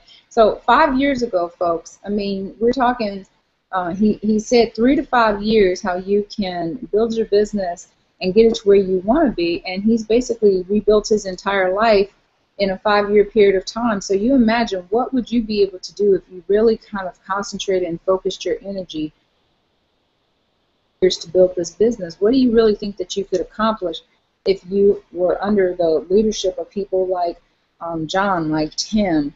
I mean, what do you think you could really accomplish? So I just really wanted to point that out, is that if he could come back from literally living hell in the last 5 years, what do you think is possible for you if you really put your mind to it? I mean, every time I hear his story, it brings chills to me, because it's just fascinating. We always talk about what, we talk about some of the things we have going on in our life, and I mean, it feels, because it really is minor. I think about some of the things I went through, over the last 5 or 6 years when I lost my company and went bankrupt, and none of it is still in comparison anything like what John has been through.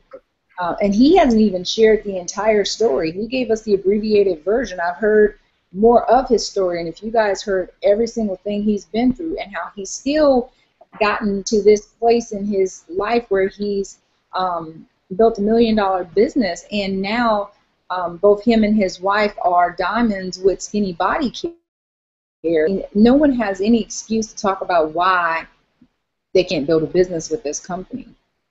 So, John, one of the things that I think you do so well is you do an excellent job of breaking down how this company pays. I think you do an excellent job of explaining to people how they actually make money. And I never really understood compensation plans very well. I just kind of get in and do what I need to do and know that the money is going to follow. But I think for someone who's looking at this company for the first time, I don't think anyone can break it down like you. I mean, once I heard you explain it, it was the first time I really understood it, and it actually made sense to me. So can you kind of explain to people how you make money in this business and why Skinny Body Care is the business that beats all? Because the way that you explained it, I had several people in the Hangout before, they were like, I've never heard it explained the way that John explained it. And I think when people hear it, they understand the uniqueness of what it is that we offer versus what anyone else is doing, and two, how it's very, very, very reasonable for them to be able to create $1 million business in the next 3 to 5 years by using this program. Sure. By the way, can I plug my book first? Please do. I was hoping that you did that because I think it's a good book for them to read, so absolutely. Yeah, I think I forgot to do it last time on the last Hangout. But you guys, if you want a free copy of my digital copy of my book, not the hard copy, but the digital copy, you can go to imasteredfailure.com, imastered with a D, failure.com. And Pam might want to put it in the chat rooms. The comp plan. First of all, here's what I want to tell you. A company that brings in $1, if they were stupid, they could pay out the whole dollar, but they'd go out of business. So first of all, you can't turn $1, okay, into $1.50 or $3 or $10. That's the first thing. Because if you're doing that, first of all, if the company's not making any money, the company's going out of business. So the company's going to make some money in there. But these companies who are paying out more money than is being brought in, okay, that means somebody's losing. If somebody is making $2 for every dollar that's being brought in, okay, I don't care what math or anything else, God didn't come down and teach him a different way. Unless it's a counterfeiting program, okay, you're not doing that. If somebody's winning that well, somebody's losing, okay, and that's what most of these programs out there today are, okay, which are known as Ponzi schemes or these rev share nonsense that are out there. So let me get off that right there. So the real companies, and there's only 13 of the billion-dollar-a-year companies. There's a lot more of the companies that are doing, you know, the 50, the 100, the 200, 500 million dollars a year. They have comp plans that you're going to work, okay, and you're going to work them 3 to 5 years. And those companies are well-balanced comp plans, which means there's not just one avenue where the money's coming in, and that's the only way you're going to build your business. And what do I mean by that? In Skinny Body Care, you have to give time for the compensation plan to work its way out on the residual side. On the residual side.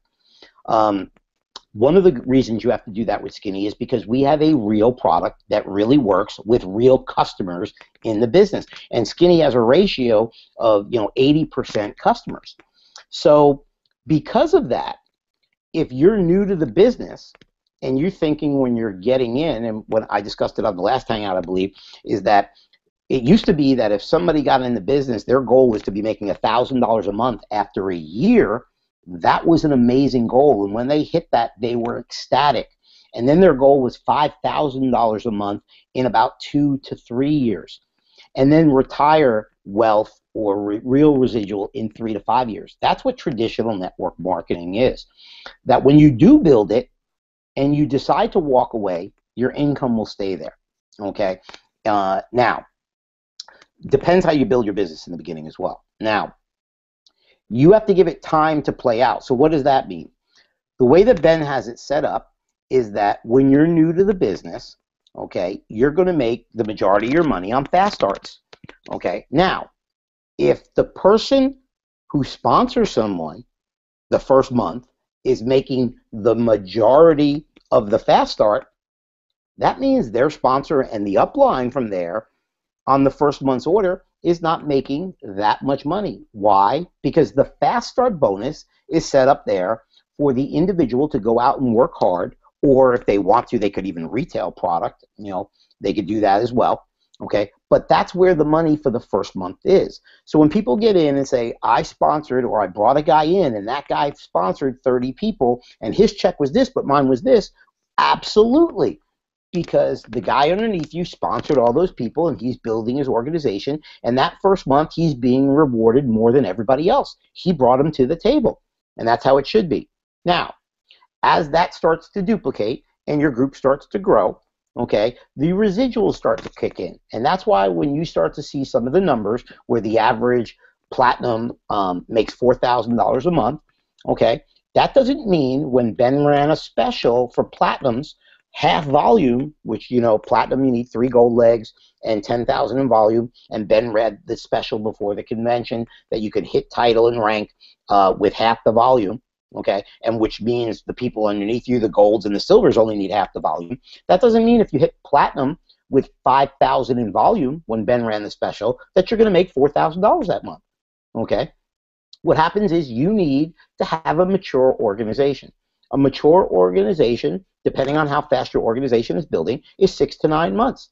So you need to time for your organization to grow, and you have to hold that level. If you pop up to platinum and you fall down to silver, okay, you don't have a mature organization. A platinum that's growing, that's holding it for a mature organization, that's where you're getting the income disclosures. That's what things are based on. And the same thing for diamond, the same thing for crown diamond, the same thing for silver and everything else.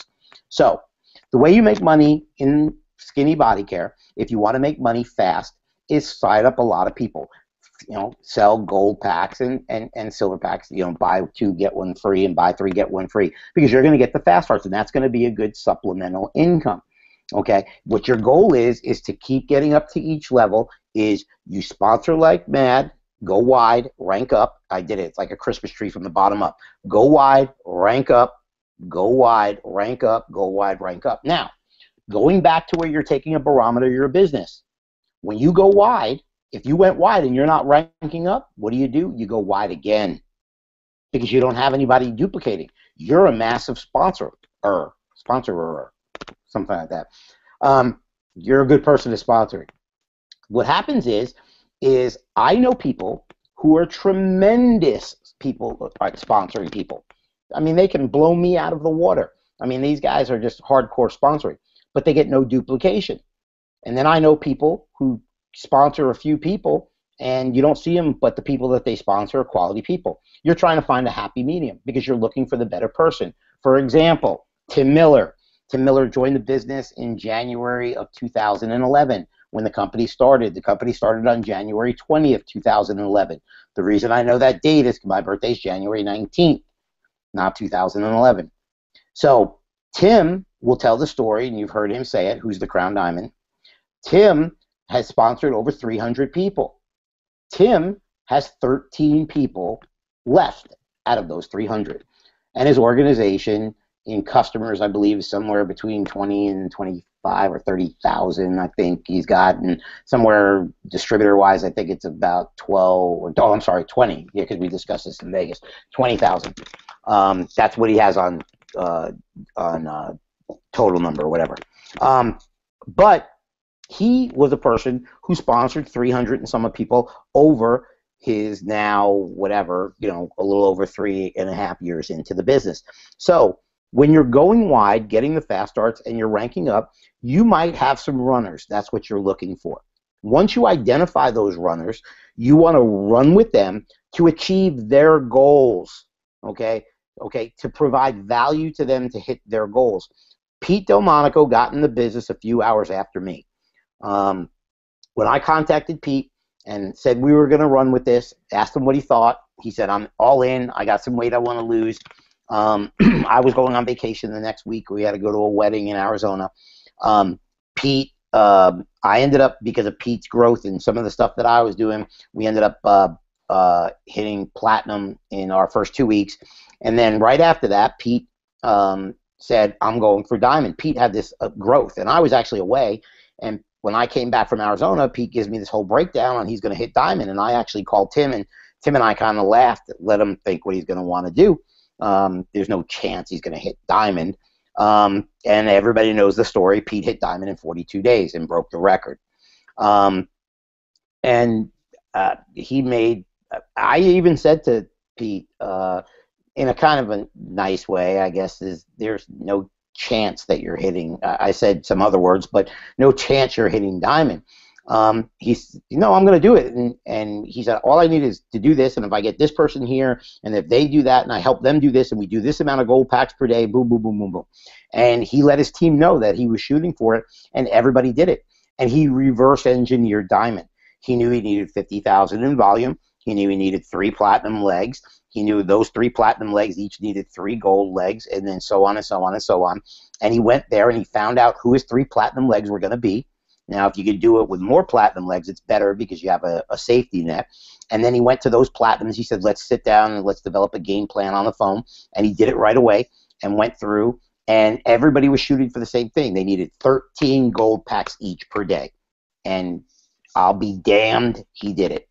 And one thing he said to me was, John, are you going to beat me to diamond? Because, of course, I had the volume, okay, because, you know, I sponsored Pete, and Pete was worried that I might have had something else and was going to be able to beat him, because if he hit 50,000 volume, of course, I would have had it. And I was just helping, doing 3-way calls, whatever we needed, and trying to fill the gap. And if everybody knows, I hit platinum I hit diamond in July, and I was a very strong platinum. You know, I had $150,000 a month in volume as a platinum, but I had to build the other leg. And if you look at that, is Pete wanted his team, he wanted to hit diamond, and the only way he was going to do that is provide value for his team and do it.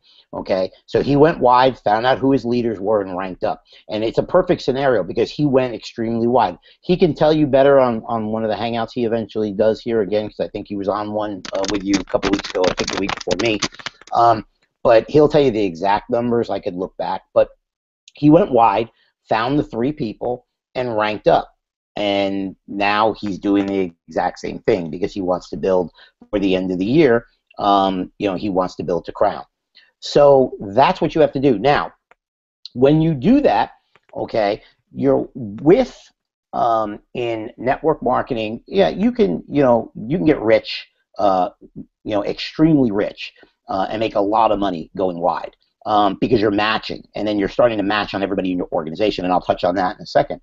But then depth, okay, with duplication is where wealth comes in. There's a big difference between being wealthy and being rich, okay, because you really can't peel away, I'll be nice, wealth. Rich you can, trust me, been there, done that. Rich you can lose rich. Wealth is pretty hard. Even if you're one of the Kennedy kids, it's pretty hard to get rid of wealth. Now, our comp plan, you don't see this. I consult with companies all the time. And when I'm brought in to consult with a company or develop a new comp plan, the exact thing that they do is they want to dangle carrots to show a plan that makes a lot of money for the top distributors only, and that the company also makes a lot of money. The way they achieve this is something called breakage, no matter if you have a binary or a stair step or anything else. Breakage is designed so that a smoke and mirrors, a company will pay this, but in actuality, There's never going to be a company paying out more than this. And the reason they're able to do it is they don't implement certain things. They do things like, if you do this, we'll give you a Lamborghini, or we do this, we'll give you a car bonus. We'll give it to you now. You see these car bonuses at a lower amount because they want people to qualify for these cars so that they're stuck with a car payment, so that they have to make the car payment. So it forces them kind of into the business, and you have a loan that you're responsible for. The way that companies avoid breakage is something called compression, okay, and generational code. If you look at back offices of companies and they're running matching bonuses, every one of them, for the most part, there's very few, like Skinny Body Care, okay, what they do is they give you levels of bonuses. A level bonus means if I sponsor Pam and Pam sponsors somewhere else and someone else, so people who I sponsor, I call them my children. People that my people sponsor are my grandchildren, people on my third level are my great-grandchildren, and so on. Those are your levels.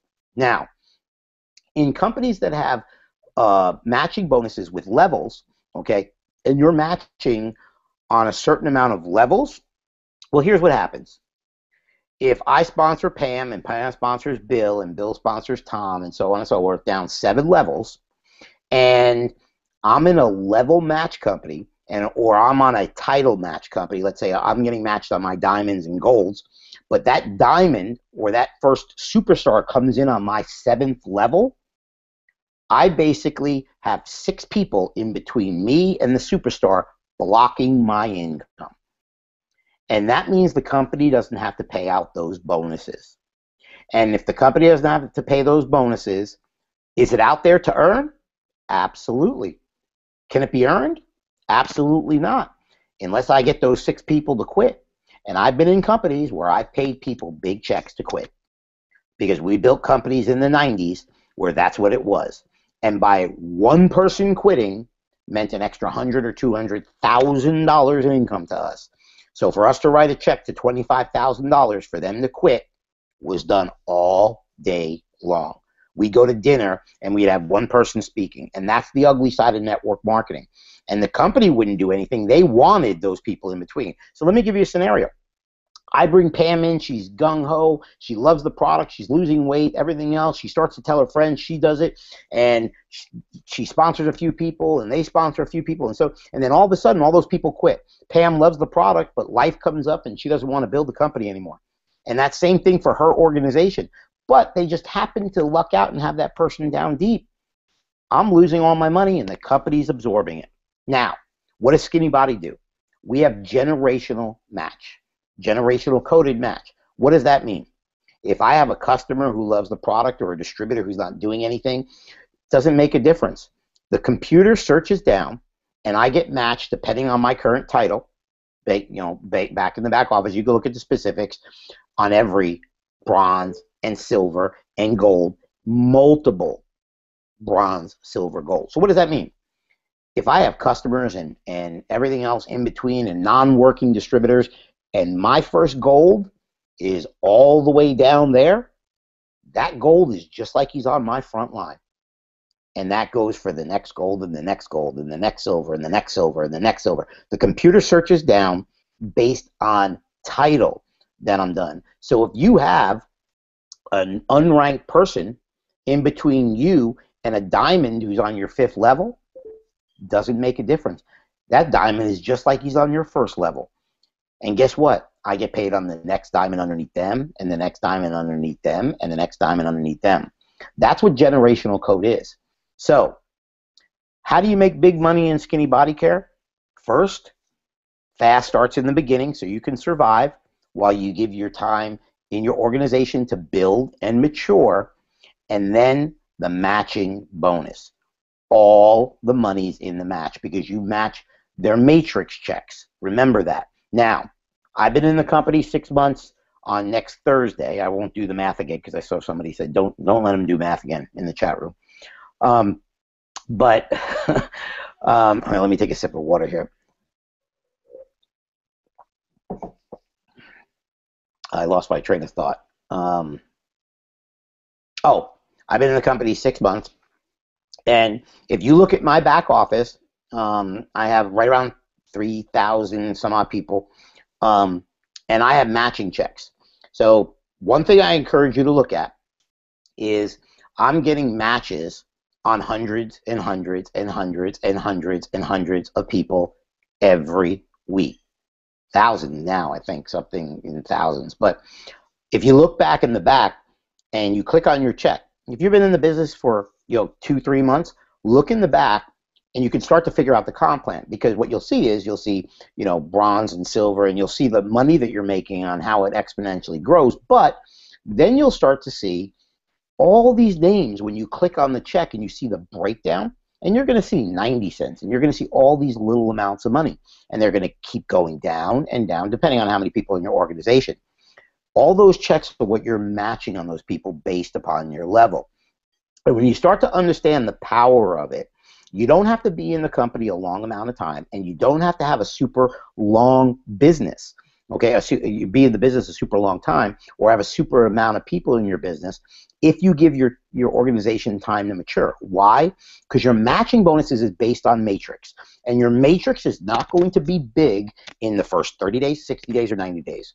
Okay, but when your checks start to go up in skinny body care, they will go up. Now, if you've been a diamond or you've been a platinum or you've been a gold, and you've experienced that for a few months, and you're right at the border, and your group, remember what I told you when you take the barometer, if you're right at that thing where the amount of people who are getting in are the same amount of people who are quitting every month, and you're borderline, and 1 month, let's say you fell from platinum to gold, you're going to lose half your income because you're not getting the biggest match. So what you do is you take a barometer, so you say, okay, I need to work with, Bill Smith. Okay, that I don't think there's a Bill Smith in my organization, but I have to work with Bill Smith. Why? Because Bill Smith just made me a diamond, and I'm at 52,000 in volume last month. I hit diamond, and guess what?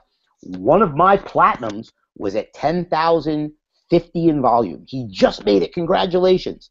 I've arrived. Well, guess what? If Bill Smith doesn't do anything that month, but his life comes up and all of a sudden goes to 9,950 in volume, and Bill Smith becomes a gold, I become a platinum, and I just cost myself half my income, roughly. I'm not exactly, but normally your platinum bonus will be what your other bonuses are combined. There are other instances, and I'm not going to get into that. I could do advanced trainings down the road. So when you take a barometer of your business, you see where you have to work. My butt would be working with Bill Smith. So every time if I'm going wide and I only got Bill Smith, I'll be working with Bill Smith. Okay. Now, I'd even probably give somebody to Bill Smith. Okay. If I know people and I'm building an organization, I want to secure them. If I've hit rank and I need to solidify that person, okay, once you get up there. Now, if you have somebody who's at 200 in volume, 300 in volume, 500 in volume, and they're saying, John, help me. Okay. You're sponsoring all these people, or you're going to run an ad co-op or whatever else, and get me to platinum next month. I can't help somebody other than working with them and doing three-way calls, getting them to platinum next month. Okay, I'll help somebody if somebody's right about to hit platinum and need a couple of hundred in volume. We'll do what we can at the end of the month, and that's what you do because you want them to rank advance. You want them to hold rank. I had a lady in my organization who we worked with for the last 4 days who had some health issues, and I tracked it till late at night, till the next morning, and was on top of it to make sure that she retained her level because she was right there. And I think 3 or 4 days before, she was about 1,800 in volume, short, and she hit it. Hit it that morning. We wanted it the day before, hit it that morning, and they didn't want to wait. And it was Sunday, because if everybody remembers, the last day of the month was Sunday, I believe, this month. That's how you want to build skinny. You have to give it time for it to work out. You want to make fast money, do fast starts. Okay, you want to do that, and then you want to take barometer of your business, okay, and let it play out. Once you start to understand the comp plan. Now, what I do want to do, I'm going to give you guys a little trick. Ben is probably going to kill me if he sees this. You guys might know because I give it out in private. If you go into your back office, okay, of skinny, and you look where those videos for the comp plan are at the bottom. Okay, how do I say this right? They're YouTube videos, okay? Now, this is how I found out Ben was having new videos made, is because I don't like watching videos in the back office, so I click on the little thing in the bottom right-hand corner that says YouTube. That will bring you to Ben's YouTube channel, where all the new videos were. So you go in the back office, you click the YouTube, it'll bring you there. I think it's something Skinny Pills or something like that is the YouTube channel, something like that. You'll see it. Go in there. Then I want you to do is click on videos for that channel, sort by newest to oldest, and I want you to watch any video from June till now. I think there's only about 8 or 9 of them. They give you about videos that are about 2 to 4 minutes long on every piece of the comp plan, okay? And if you guys don't ever see me on a Hangout again, I probably got terminated. So, no, he shouldn't have him out there because he hasn't been in the back office. But I want you to go through them, and if you don't understand them, watch them again. If you don't understand them, watch them again. They're not very long. And I don't know what order it is because he doesn't name them the right way. You'll see there's like an intro and this and that. But you go in there, and you get to, it'll break down each part of the comp plan. And then even after you watch them enough times, that's what you give your new distributor homework.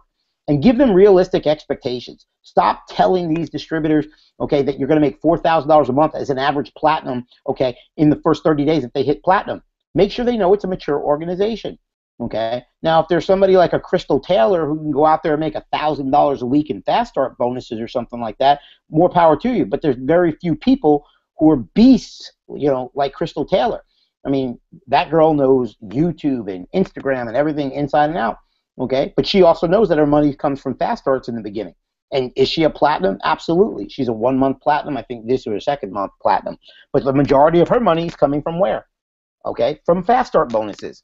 Okay, I can tell you this: her fast start bonuses, or personal fast start bonuses, dwarf mine. Okay, I can tell you this because my organization, the way it was built there, the matrix check, mine is higher than some people who have been in for 3 years. Okay. You want your matrix check to grow. You want your teams. You want the secret to it. Go wide, rank up. Go wide, rank up. Give the comp plan time to work out. Now, do you have to wait forever all the time for the money? No. You'll be able to generate a very nice living in 6 months, 9 months, 12 months. Okay, more than what the average, you know, network marketing company pays. And then you can start breathing and concentrating, okay, and then building your organization, getting bigger in the organization, building a bigger organization, and then really, you know, achieving what network marketing is. I need a cup of iced tea here. I think you're muted. I thought Do we have any questions? I thought you were taking a breather, and you were going to finish. Oh, I was. No, I pretty much hit it. I jumped back and forth here and there. Yeah, I thought another long hangout. Yeah, well, that's okay because it's all great information. Now, honestly, here, if you guys missed any of that, you can come back and watch the replay of it. The replay will be up until tomorrow, or you can click on the link and get the YouTube video of it. But I think probably the biggest thing that you want to pay attention to is that, and John made a statement I just posted on my page. I actually got it from Tim's page, which he said it really quickly, but you know, about how you can piss away being rich, but you can't piss away being wealthy. Well, it's really the truth. That's what I think I get out of this even though I wouldn't say it like that, but that's typical John saying it. But I mean, the truth of the matter is, if you stick around long enough, you will build wealth. And I think I was just looking, I think Jackie had just posted something about one of the ladies on the team who, just by sheer consistency and just sticking around long enough, she made it to the leaderboard. And I apologize if I can't remember her name right at this moment. I was just looking on her page a second ago. But she just made it. She's like, I think, the #1 on the leaderboard, because of just being consistent. And I think the point I really am trying to get across is that so many of you guys are going to quit. Natalie Wood. That's I had to go and look at it real quick because she's just being consistent with her marketing, consistent with her efforts. And I think a lot of you guys are just not consistent with what you're doing when the money is there and the opportunity to build the business is there. But you have to stay around long enough, and you have to be willing to help your team achieve what it is they're trying to achieve. So, I mean, I think that's the biggest takeaway that I got from it, which if some of you guys are watching this and you're still trying to figure out how do you fit into this equation, how are you going to build your business, big takeaways. Build wide. You constantly want to look for people in order to be able to build your team. You never know who that diamond in the rough is going to be. And then more than anything, be consistent with it. Over the last few weeks, as John mentioned, I'm dealing with some health issues in the middle of moving, a lot of chaos going on in my life. So what I've had to do is actually hire an assistant to help me. Again, I'm training my assistant as I prepare for a surgery that I have coming up. So I've had to slow down. One of the things that I've learned from the event in Vegas that Dale taught us is, run when you can, and when you can't run, you don't. So on days where I'm able to do more things, I'm like doing more work, and days when I can't, then I have to slow down. So, you have to be prepared to do as much as you can with your team and grow with your team. And then when you can't, you simply can't. Right now, this is the time where we're in, like, I'm going to say the biggest growth phase. This month, I'm putting in as much time as I possibly can, considering my situation, and next month. So if you guys are looking at this right now and you're wondering what you can do, put in as much time as possible. Stop procrastinating. Stop using your excuses. Even when I'm not feeling well, I'll literally sit up in bed, with pillows and everything else, still getting my work done until late at night. So don't make excuses. Use whatever opportunity you can, whatever you have available to you. If you don't know it, learn it. Just like he mentioned, Crystal does, YouTube, Instagram. Take some tutorials. I think that's the next thing. Make an investment in yourself, because John didn't get to where he's at by just sitting around waiting for somebody to give him a handout or waiting to teach him. He taught himself, and he went and learned on his own. And John, what would be like the biggest advice, like if you just had to tell them to do something right now so that they could get their business to moving forward, what would be like the biggest, the biggest piece of advice that you would give them, the one step that they would need to take to really start propelling their business forward? I got to go back to the beginning about the barometer. What I think, whether it's tonight, it's 9:53 right now in Georgia, depending on where they are in the world, is if you're checking out, okay, you heard how to start off your business the right way. Where did you devote your time? If you've been in the business for any length of time, a month or more, okay, I want you to go to your back office and look, and I want you to take a screenshot of it, write it down, take a snapshot with your mobile phone, if you don't know how to take a regular screenshot, on your computer, and look at where your business is. Okay, look at how many people came into your business, okay, in the last 24 hours, last 48 hours. You know it. Okay, don't be scared. Now, if you're seeing consistent growth, identify the people where the growth is. Okay, call them up and say, what's your goal? When do you want to hit it? And you mark that down. And if they're the runners, if you don't have anybody, or if you had a group and they're all dead, get to sponsoring. Okay, call up your upline and say, my business is crap. I'm sick of dealing with it. I'm sick of calling this fool here or there. They don't answer my phone calls. I know they'd be good. Get over it. Move on. Okay? Okay? Figure out who the people are, and if you have people to work with, great, work with them and still sponsor new. If you don't have anybody there, well, guess what? You don't have a business. Okay? Because you're not on this hangout to hear about my weight loss. I can tell you that. You're here as a business builder. So what are you in business for?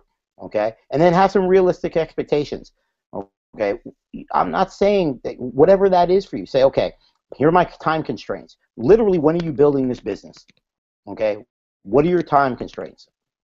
Now, what I mean by that is if you have 10 hours a week or 20 hours a week to build this business, okay, and you just sat with me for 2 hours on this, or an hour and 55 minutes on this Google Hangout, this is not money-making activities, okay? This is extracurricular activities. Yeah, you're getting some what you guys call nuggets, and yeah, it's really cool to hang out, and yeah, you can make comments in the chat room and all that good stuff. Okay, but if you're working this business 10 hours per week, this doesn't count, because this is not a money-making activity. Money-making activity is exposing people to the business and following up with them. End of story. Thing that makes you money in this business. Exposing people to business. Charles Dyson, who has 17 million kids, I forget now, he has only 8. Okay, but Charles and Christina, okay, if you watch Charles's page, he went out and he did some videos. See, I watch everybody in my organization. And yeah, Charles was at the football game this weekend, and he was prospecting. Matter of fact, we were at the pizza place after the game, and Charles sold a bottle. We were outside, and he was wearing a button. And me and Tim Miller were standing outside talking, and these ladies who were eating pizza started talking. He sold them a bottle. He had it in his pocket. He brought it to the game, and we went to a pizza place. Okay? Charles went out also about a week or two ago and had cards made up. I think they were like postcard type flyers, like laminated kind of things. And he wasn't going there and putting them in beauty parlors and putting them on street corners and just, whatever. He was going out, walking the streets of Atlanta, handing them out, and if you got a card from him, you spoke to him. And he said, I'm going to give out, I think he had 1,000 or 500 of them that he purchased, and that his goal over the next couple of weeks was to give them out, but everybody he gave them out, he had a conversation with. That's money-making activity, okay? So if your business, you're going to work at 10 hours per week, and you got 2 hours of this Google Hangout, and you're doing that and everything else, this is late night stuff, okay? Guess what? Eat your dinner faster, watch the Hangout while it is, okay, and do 10 hours of money-making activities. That's what you're going to do your business, okay? And if you say, I don't have anybody, I don't know anybody, I don't know what to do, quit. Call up the company and quit, because that's a bunch of nonsense. Because you can go into the official skinny group where we have well over 10,000 people, 24 hours a day, who will answer your questions, where you can ask for tips, you can go through files, and you can find a way. And you find something that worked with you. I don't want to contact friends and family. Great, you heard it from me. I don't have a family on my side of the family. I don't have, and I have friends, but they're all network marketers. So I have to build my business a little bit differently. Now, we're going to have some things that are coming up, as people know. Justin Clark's system that he's having created for people who have, want to do stuff like that. It'll have a system and stuff, and people who have a budget, you'll be able to buy some stuff. But that shouldn't be it. We just had a co-op that we did. We have a bunch of people who got sales from the co-op. It was having signs put out, where I think we're in the 5th or 6th week coming up from it. A lot of leads coming in from it here and there. But that's not your only type of marketing. There's not going to be one thing, unless you're a very wealthy person where you can afford to hire somebody and outsource all your marketing. You got to find something that works for you. There's people who swear by the recipe posting. I don't do it, okay? I won't take the time to do it. I'm doing other types of stuff. But there's people who built diamond organizations doing it that way. And if that's something that you want to do, learn it. But here's the thing. Whatever way you choose to build your business, master one of them. Dabble in some of the others when you have some downtime, okay? But master one item, okay? Be the best at that one thing, okay? And all this nonsense is that I see other big-time leaders and stuff in network marketing and do multiple streams of income. Great. When you're one of them in one company, then you can do it too, okay? Because there's not many of them. So that's the thing. Master one thing. One business and one type of marketing. Try other ways. Hey, buy drop cards, buy flyers, whatever. But master one thing, okay? Because when you get good at it, okay, I'll tell you what. I mentioned Crystal before. Crystal is teaching me how to do Instagram. I have more people on Instagram than her. Okay, everything else. I don't post very much on Instagram. I don't know how I have those followers. I think they came because I used to be a Twitter marketer, so I have big followings. Okay, but I couldn't tell you the first thing about Twitter Instagram 3 weeks ago. All of a sudden now I'm getting 1,700 likes on a photo because Crystal said, do this, do this, do this. I feel like an idiot. I'm like, I'm an internet marketer and I'm not an Instagram marketer. But all these kids and this, and she's doing this, and has celebrities she's putting into the business, and all this stuff. And I'm asking her for help. Guess what? Because I don't know how to do it. So I'm going to seek out. Crystal's the best at it. Okay, she sponsored almost 3,000 people in her. I think it was her first business personally, not her group, personally. So guess what? I'm going to listen to her.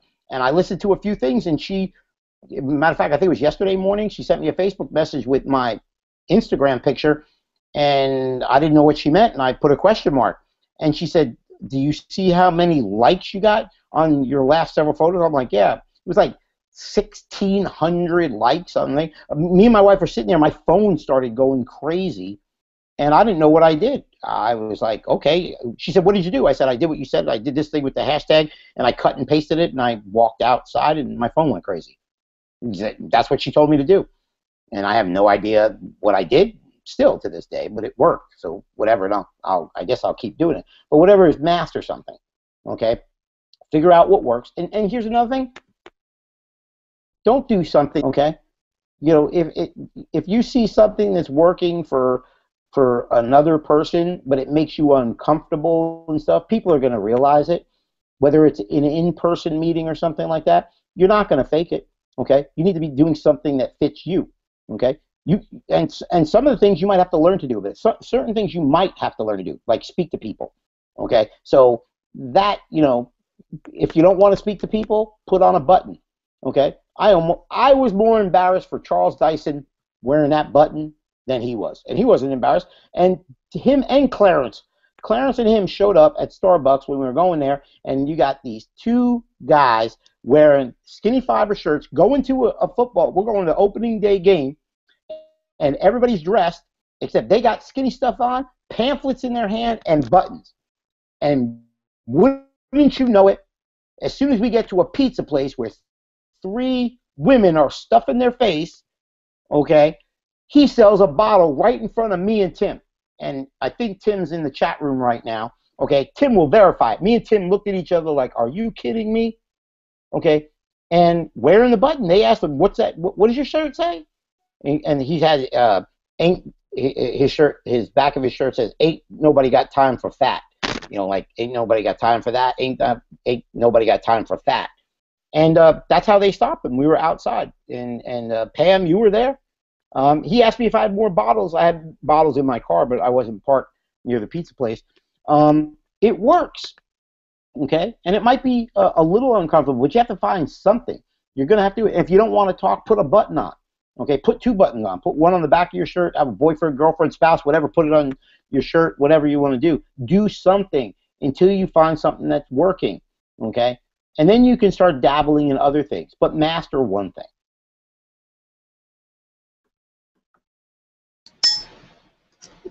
John, I was sitting over here laughing because, truthfully, I was thinking the same thing. Like, we're here at the football game. We're here to be social. When he walked up, sorry, Charles, I was thinking he had cards all in his pocket, and his pocket was stuffed with them. But yeah, he did. He sold it right there, and and I remember Lamont said the same thing. Like, he just watched them literally sit there outside and sell it to somebody. But, you can't knock him for getting his hustle on. He does have 8 kids. And so his mind is set that he's going to succeed regardless. So he came there with the intent, hey, it's going to be a lot of people there at the game, be eating, and I'm going to sell a bottle. So that's the truth. But you know what? The truth of the matter is that realistically, while we may have been looking at it like, oh, he's got on the shirt, he's looking at it like, I'm running my business, and my business runs 24/7. And those are the type of people that we're all looking for. I think we were just laughing because we were waiting on him. We were standing out there in the heat, and then he runs up in the shirts. We're like, come on, dude, really?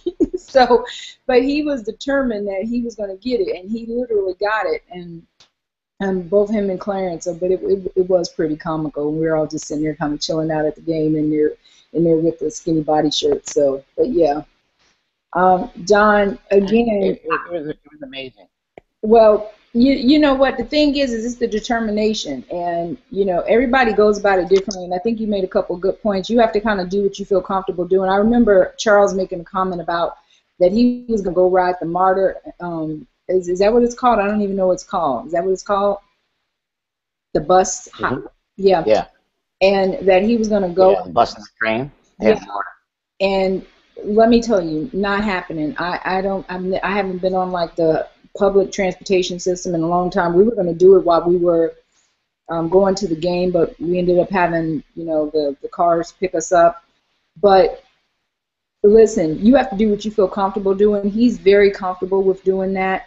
You have to do. I do attraction marketing and relationship marketing. You have to do what feels comfortable to you. And I always tell people, stop trying to be who you aren't. You can learn a skill set, but until you perfect that skill set, do what you're good at doing, and stop trying to do something else.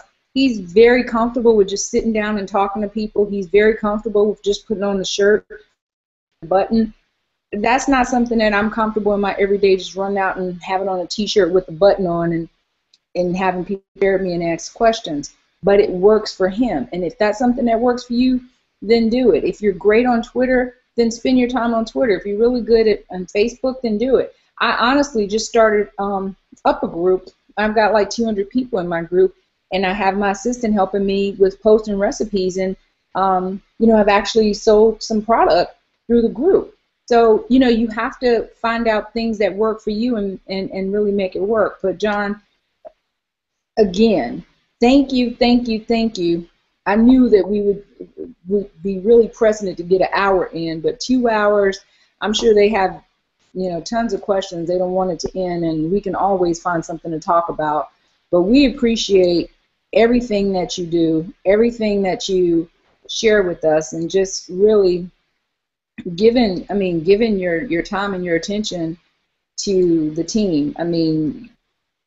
Just being able to have someone like you on the team and sharing your knowledge is just really incredible. I really feel blessed, not only to be part of this company and part of this team, but really to have you as my sponsor now by default. So one, because you're just really a cool guy, and secondly, because you really have a heart of gold. I don't think a lot of people really get that doing these hangouts is something that helps everyone, not just your team members, that anyone who's watching this, they can use this, they can plug people into this later, and that you're just so willing to share all the time. For those of you guys who are watching this is John 24/7. If you ever ask John a question, he's always willing to share. And that's the beautiful thing about our company and about our team, that you're always going to be able to get someone to help you 24/7. But most importantly, you get brilliant minds like John who are going to tell you, like you said, how you can not just be rich but wealthy. So if you haven't joined our team yet and you're still looking at this, I really can't tell you. I don't know what your problem is at this point. You should have already clicked on the link, but you still have a chance to do so. So go ahead and click on the link. John, thank you so much. Can I say one more thing? Absolutely. You can say anything you want. The floor is yours. I want a lot of people say, well, how do I sponsor, the big time leaders? By building up and developing relationships.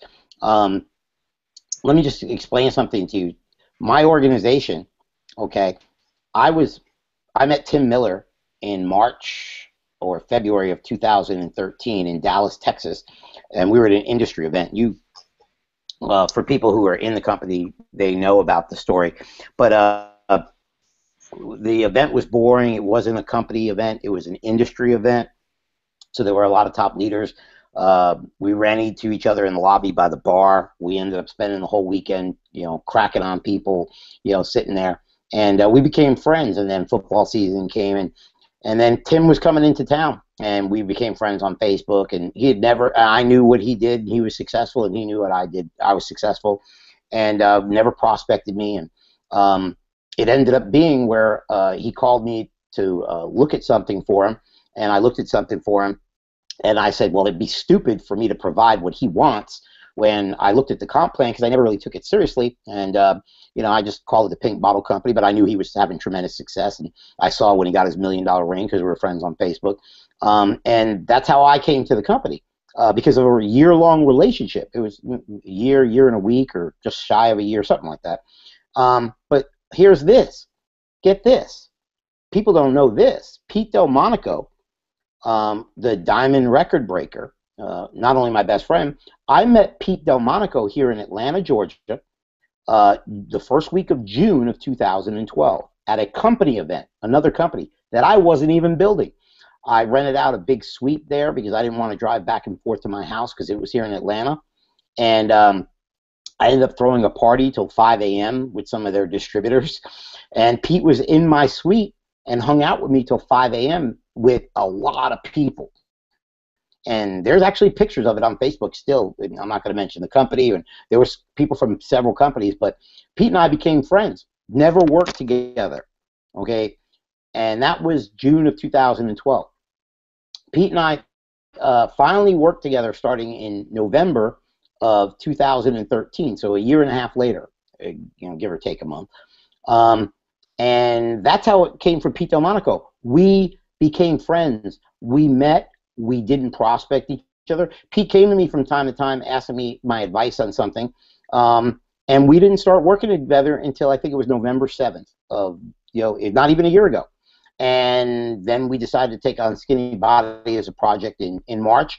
And the guy that I met at a party in a suite for a company I wasn't in, from a year and a half relationship, when most people would have looked at Pete like a dollar sign, I never prospected Pete one time.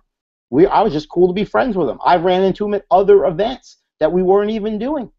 Okay, I ran into him at several other events. As a matter of fact, when my book first came out, a month later, I had one. He asked me for my book. He read the book in the lobby outside the event, didn't even go into it, and came over to me afterwards. And that's how we became friends. And that was about 7 months, I think, before we started working together as well. I kept seeing him at different events, too. For companies I wasn't involved in. I had a company in Dallas, and that was in Dallas as well.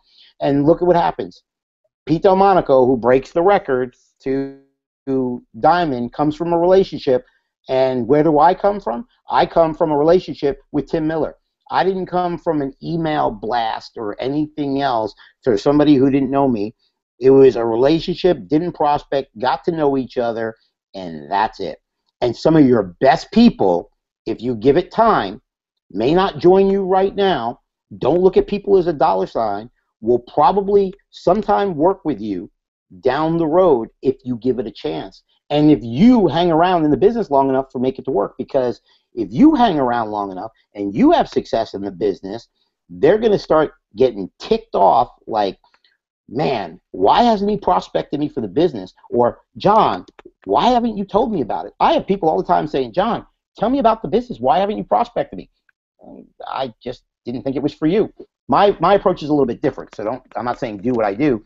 Let them know what you do, people like that. Because you guys need to sponsor people. But if you're been in the business and you're building, if you're looking at the business, it's not that hard. If you have realistic expectations, it's not that hard. If you think you're going to be a millionaire overnight and get $1 million ring, and now here we are on September 9th, and you're going to get $1 million ring this year, don't even get started, because you're not getting $1 million ring this year. Okay. The top networkers couldn't come in and get $1 million ring in this business with 4 months left, with the holidays coming up in 3 months or whatever. But right now is the best time for network marketing. I will tell you that. You have a good 2.5 month window, then the holidays, and then you have the amazing time in January, February, and March for the first part of the year. And weight loss, one of the great things about weight loss is you got summer. People want to look good for summer. Kids go back to school in September, so the parents get freed up to concentrate. And then you got people making New Year's resolutions because they gained all that weight, and they just basically dusted off their Facebook timeline profile status update from the previous year, and they're 20 pounds heavier than they were the year before. So it's a perfect time in January and February. So I'll leave it at that.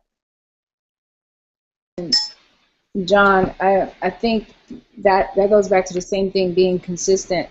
Sometimes I've had, within just the last couple of days, and we've been running around within the last couple of days, I've had a couple of people reach out to me who I had maybe talked to maybe a month ago or 2 months ago, and I haven't had time to kind of follow up with people over the last week or so, that just reached out to me because they've been seeing pictures of us posting about Tim's birthday, of all the craziest things, to say, hey, looks like you're having fun.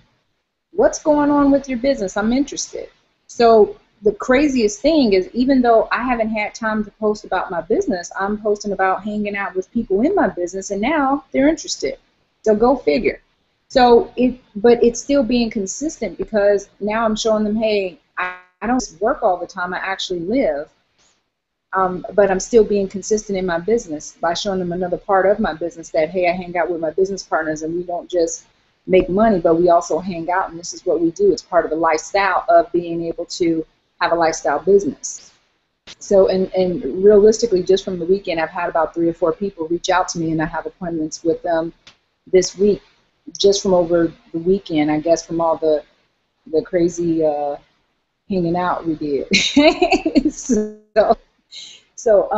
But it's all about showing people that you're still going to be around, and letting them see that you're not going to die off, because I think a lot of people expect that you're going to be here today and gone tomorrow. So when they see that, you know what, you're still doing this, you're still making money, you're living your life, and that life is good, then they're interested.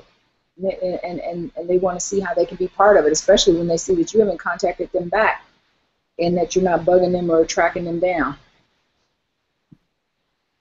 Exactly. Yeah. So, John, I agree 100%. yeah. Well, and you know what? After People don't want to join. People don't want to join desperate people. You know, that's the whole thing. Because if you're the only they're your only attention, they can feel that. So, you know, if you're sending them 50 different Facebook messages, or emailing them 100 times, and all this stuff, that's desperation. Some of the best people I brought in, because I'm not desperate, and you know, I could care less. Do I want them in the business? Great, I do. Okay. Do I want them to work when they get in the business? Of course. But I'm not going to chase anybody down. And if you're desperate, they're not going to join you because they don't want to do it. If you're going about your thing and you're succeeding, you're doing other things, and they see that and you expose it to them, guess what? They're going to get curious. Trust me, they're watching you. Okay. And, you know, when they're ready, they will. And that's why the funniest thing is Pam, now she's out hanging out with these people, and now they're like, wow, these are real people that do real things. I want to be part of that. Some people want to just be part of the club. They want to be around because they have boring lives. You know, they want to do something. Yeah, agree 100%. And you know what I always tell them? Listen, in order to hang out with 6 and 7 figure earners, you have to become one. So in order to hang with that crowd, you know, you have to become one. And the way that you become one is by working your business, and making some noise so that people know that you exist.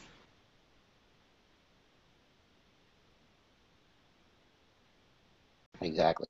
One can do it. You know, it's by buckling down and building your business, making some noise, and like Tim says all the time, you know, put your head down and build. So what's happened in your business, what's happening now for me, what's happened for so many other people, it's possible for anybody. It just takes time, and it takes commitment, and it takes dedication. But it's not any, I always say there's no hocus pocus. It's just a matter of time sometimes. You can go through a dry spell where nobody signs up, and then all of a sudden 10 or 15 people will sign up. It's that time where you have the dry spell that most people stop marketing and they quit, where you should be still doing the marketing that you were doing when people were signing up. That's what makes the difference between people who are successful and people who end up failing and don't make anything. So, John, Exactly. again, thanks so much. We could probably just stay on here all night till we just start, you know, laying down on the table, because I think we could just keep going back and forth, and I could just keep asking you questions, and I'm sure everybody would stay on this hangout and never hang up. But it's 10 o'clock, and I'm sure your wife wants you in bed. So thank you again. And if No, she wants me to eat my dinner. Actually, waiting for yeah, me to go eat my dinner. I've got dinner here too, so that's kind of my excuse too. So thanks, John, and you know we always love having you on the Mastermind. So anytime you want to jump on here and drop some knowledge on us, or even drop a rap on us, we're down for it. Oh, absolutely, definitely. Next time, You know, I'll always do that. hey guys, next time John's gonna rap for us. How about that, John? I have no problem. I have The no problem. I rapping got to set up my millionaire. system here. That I do.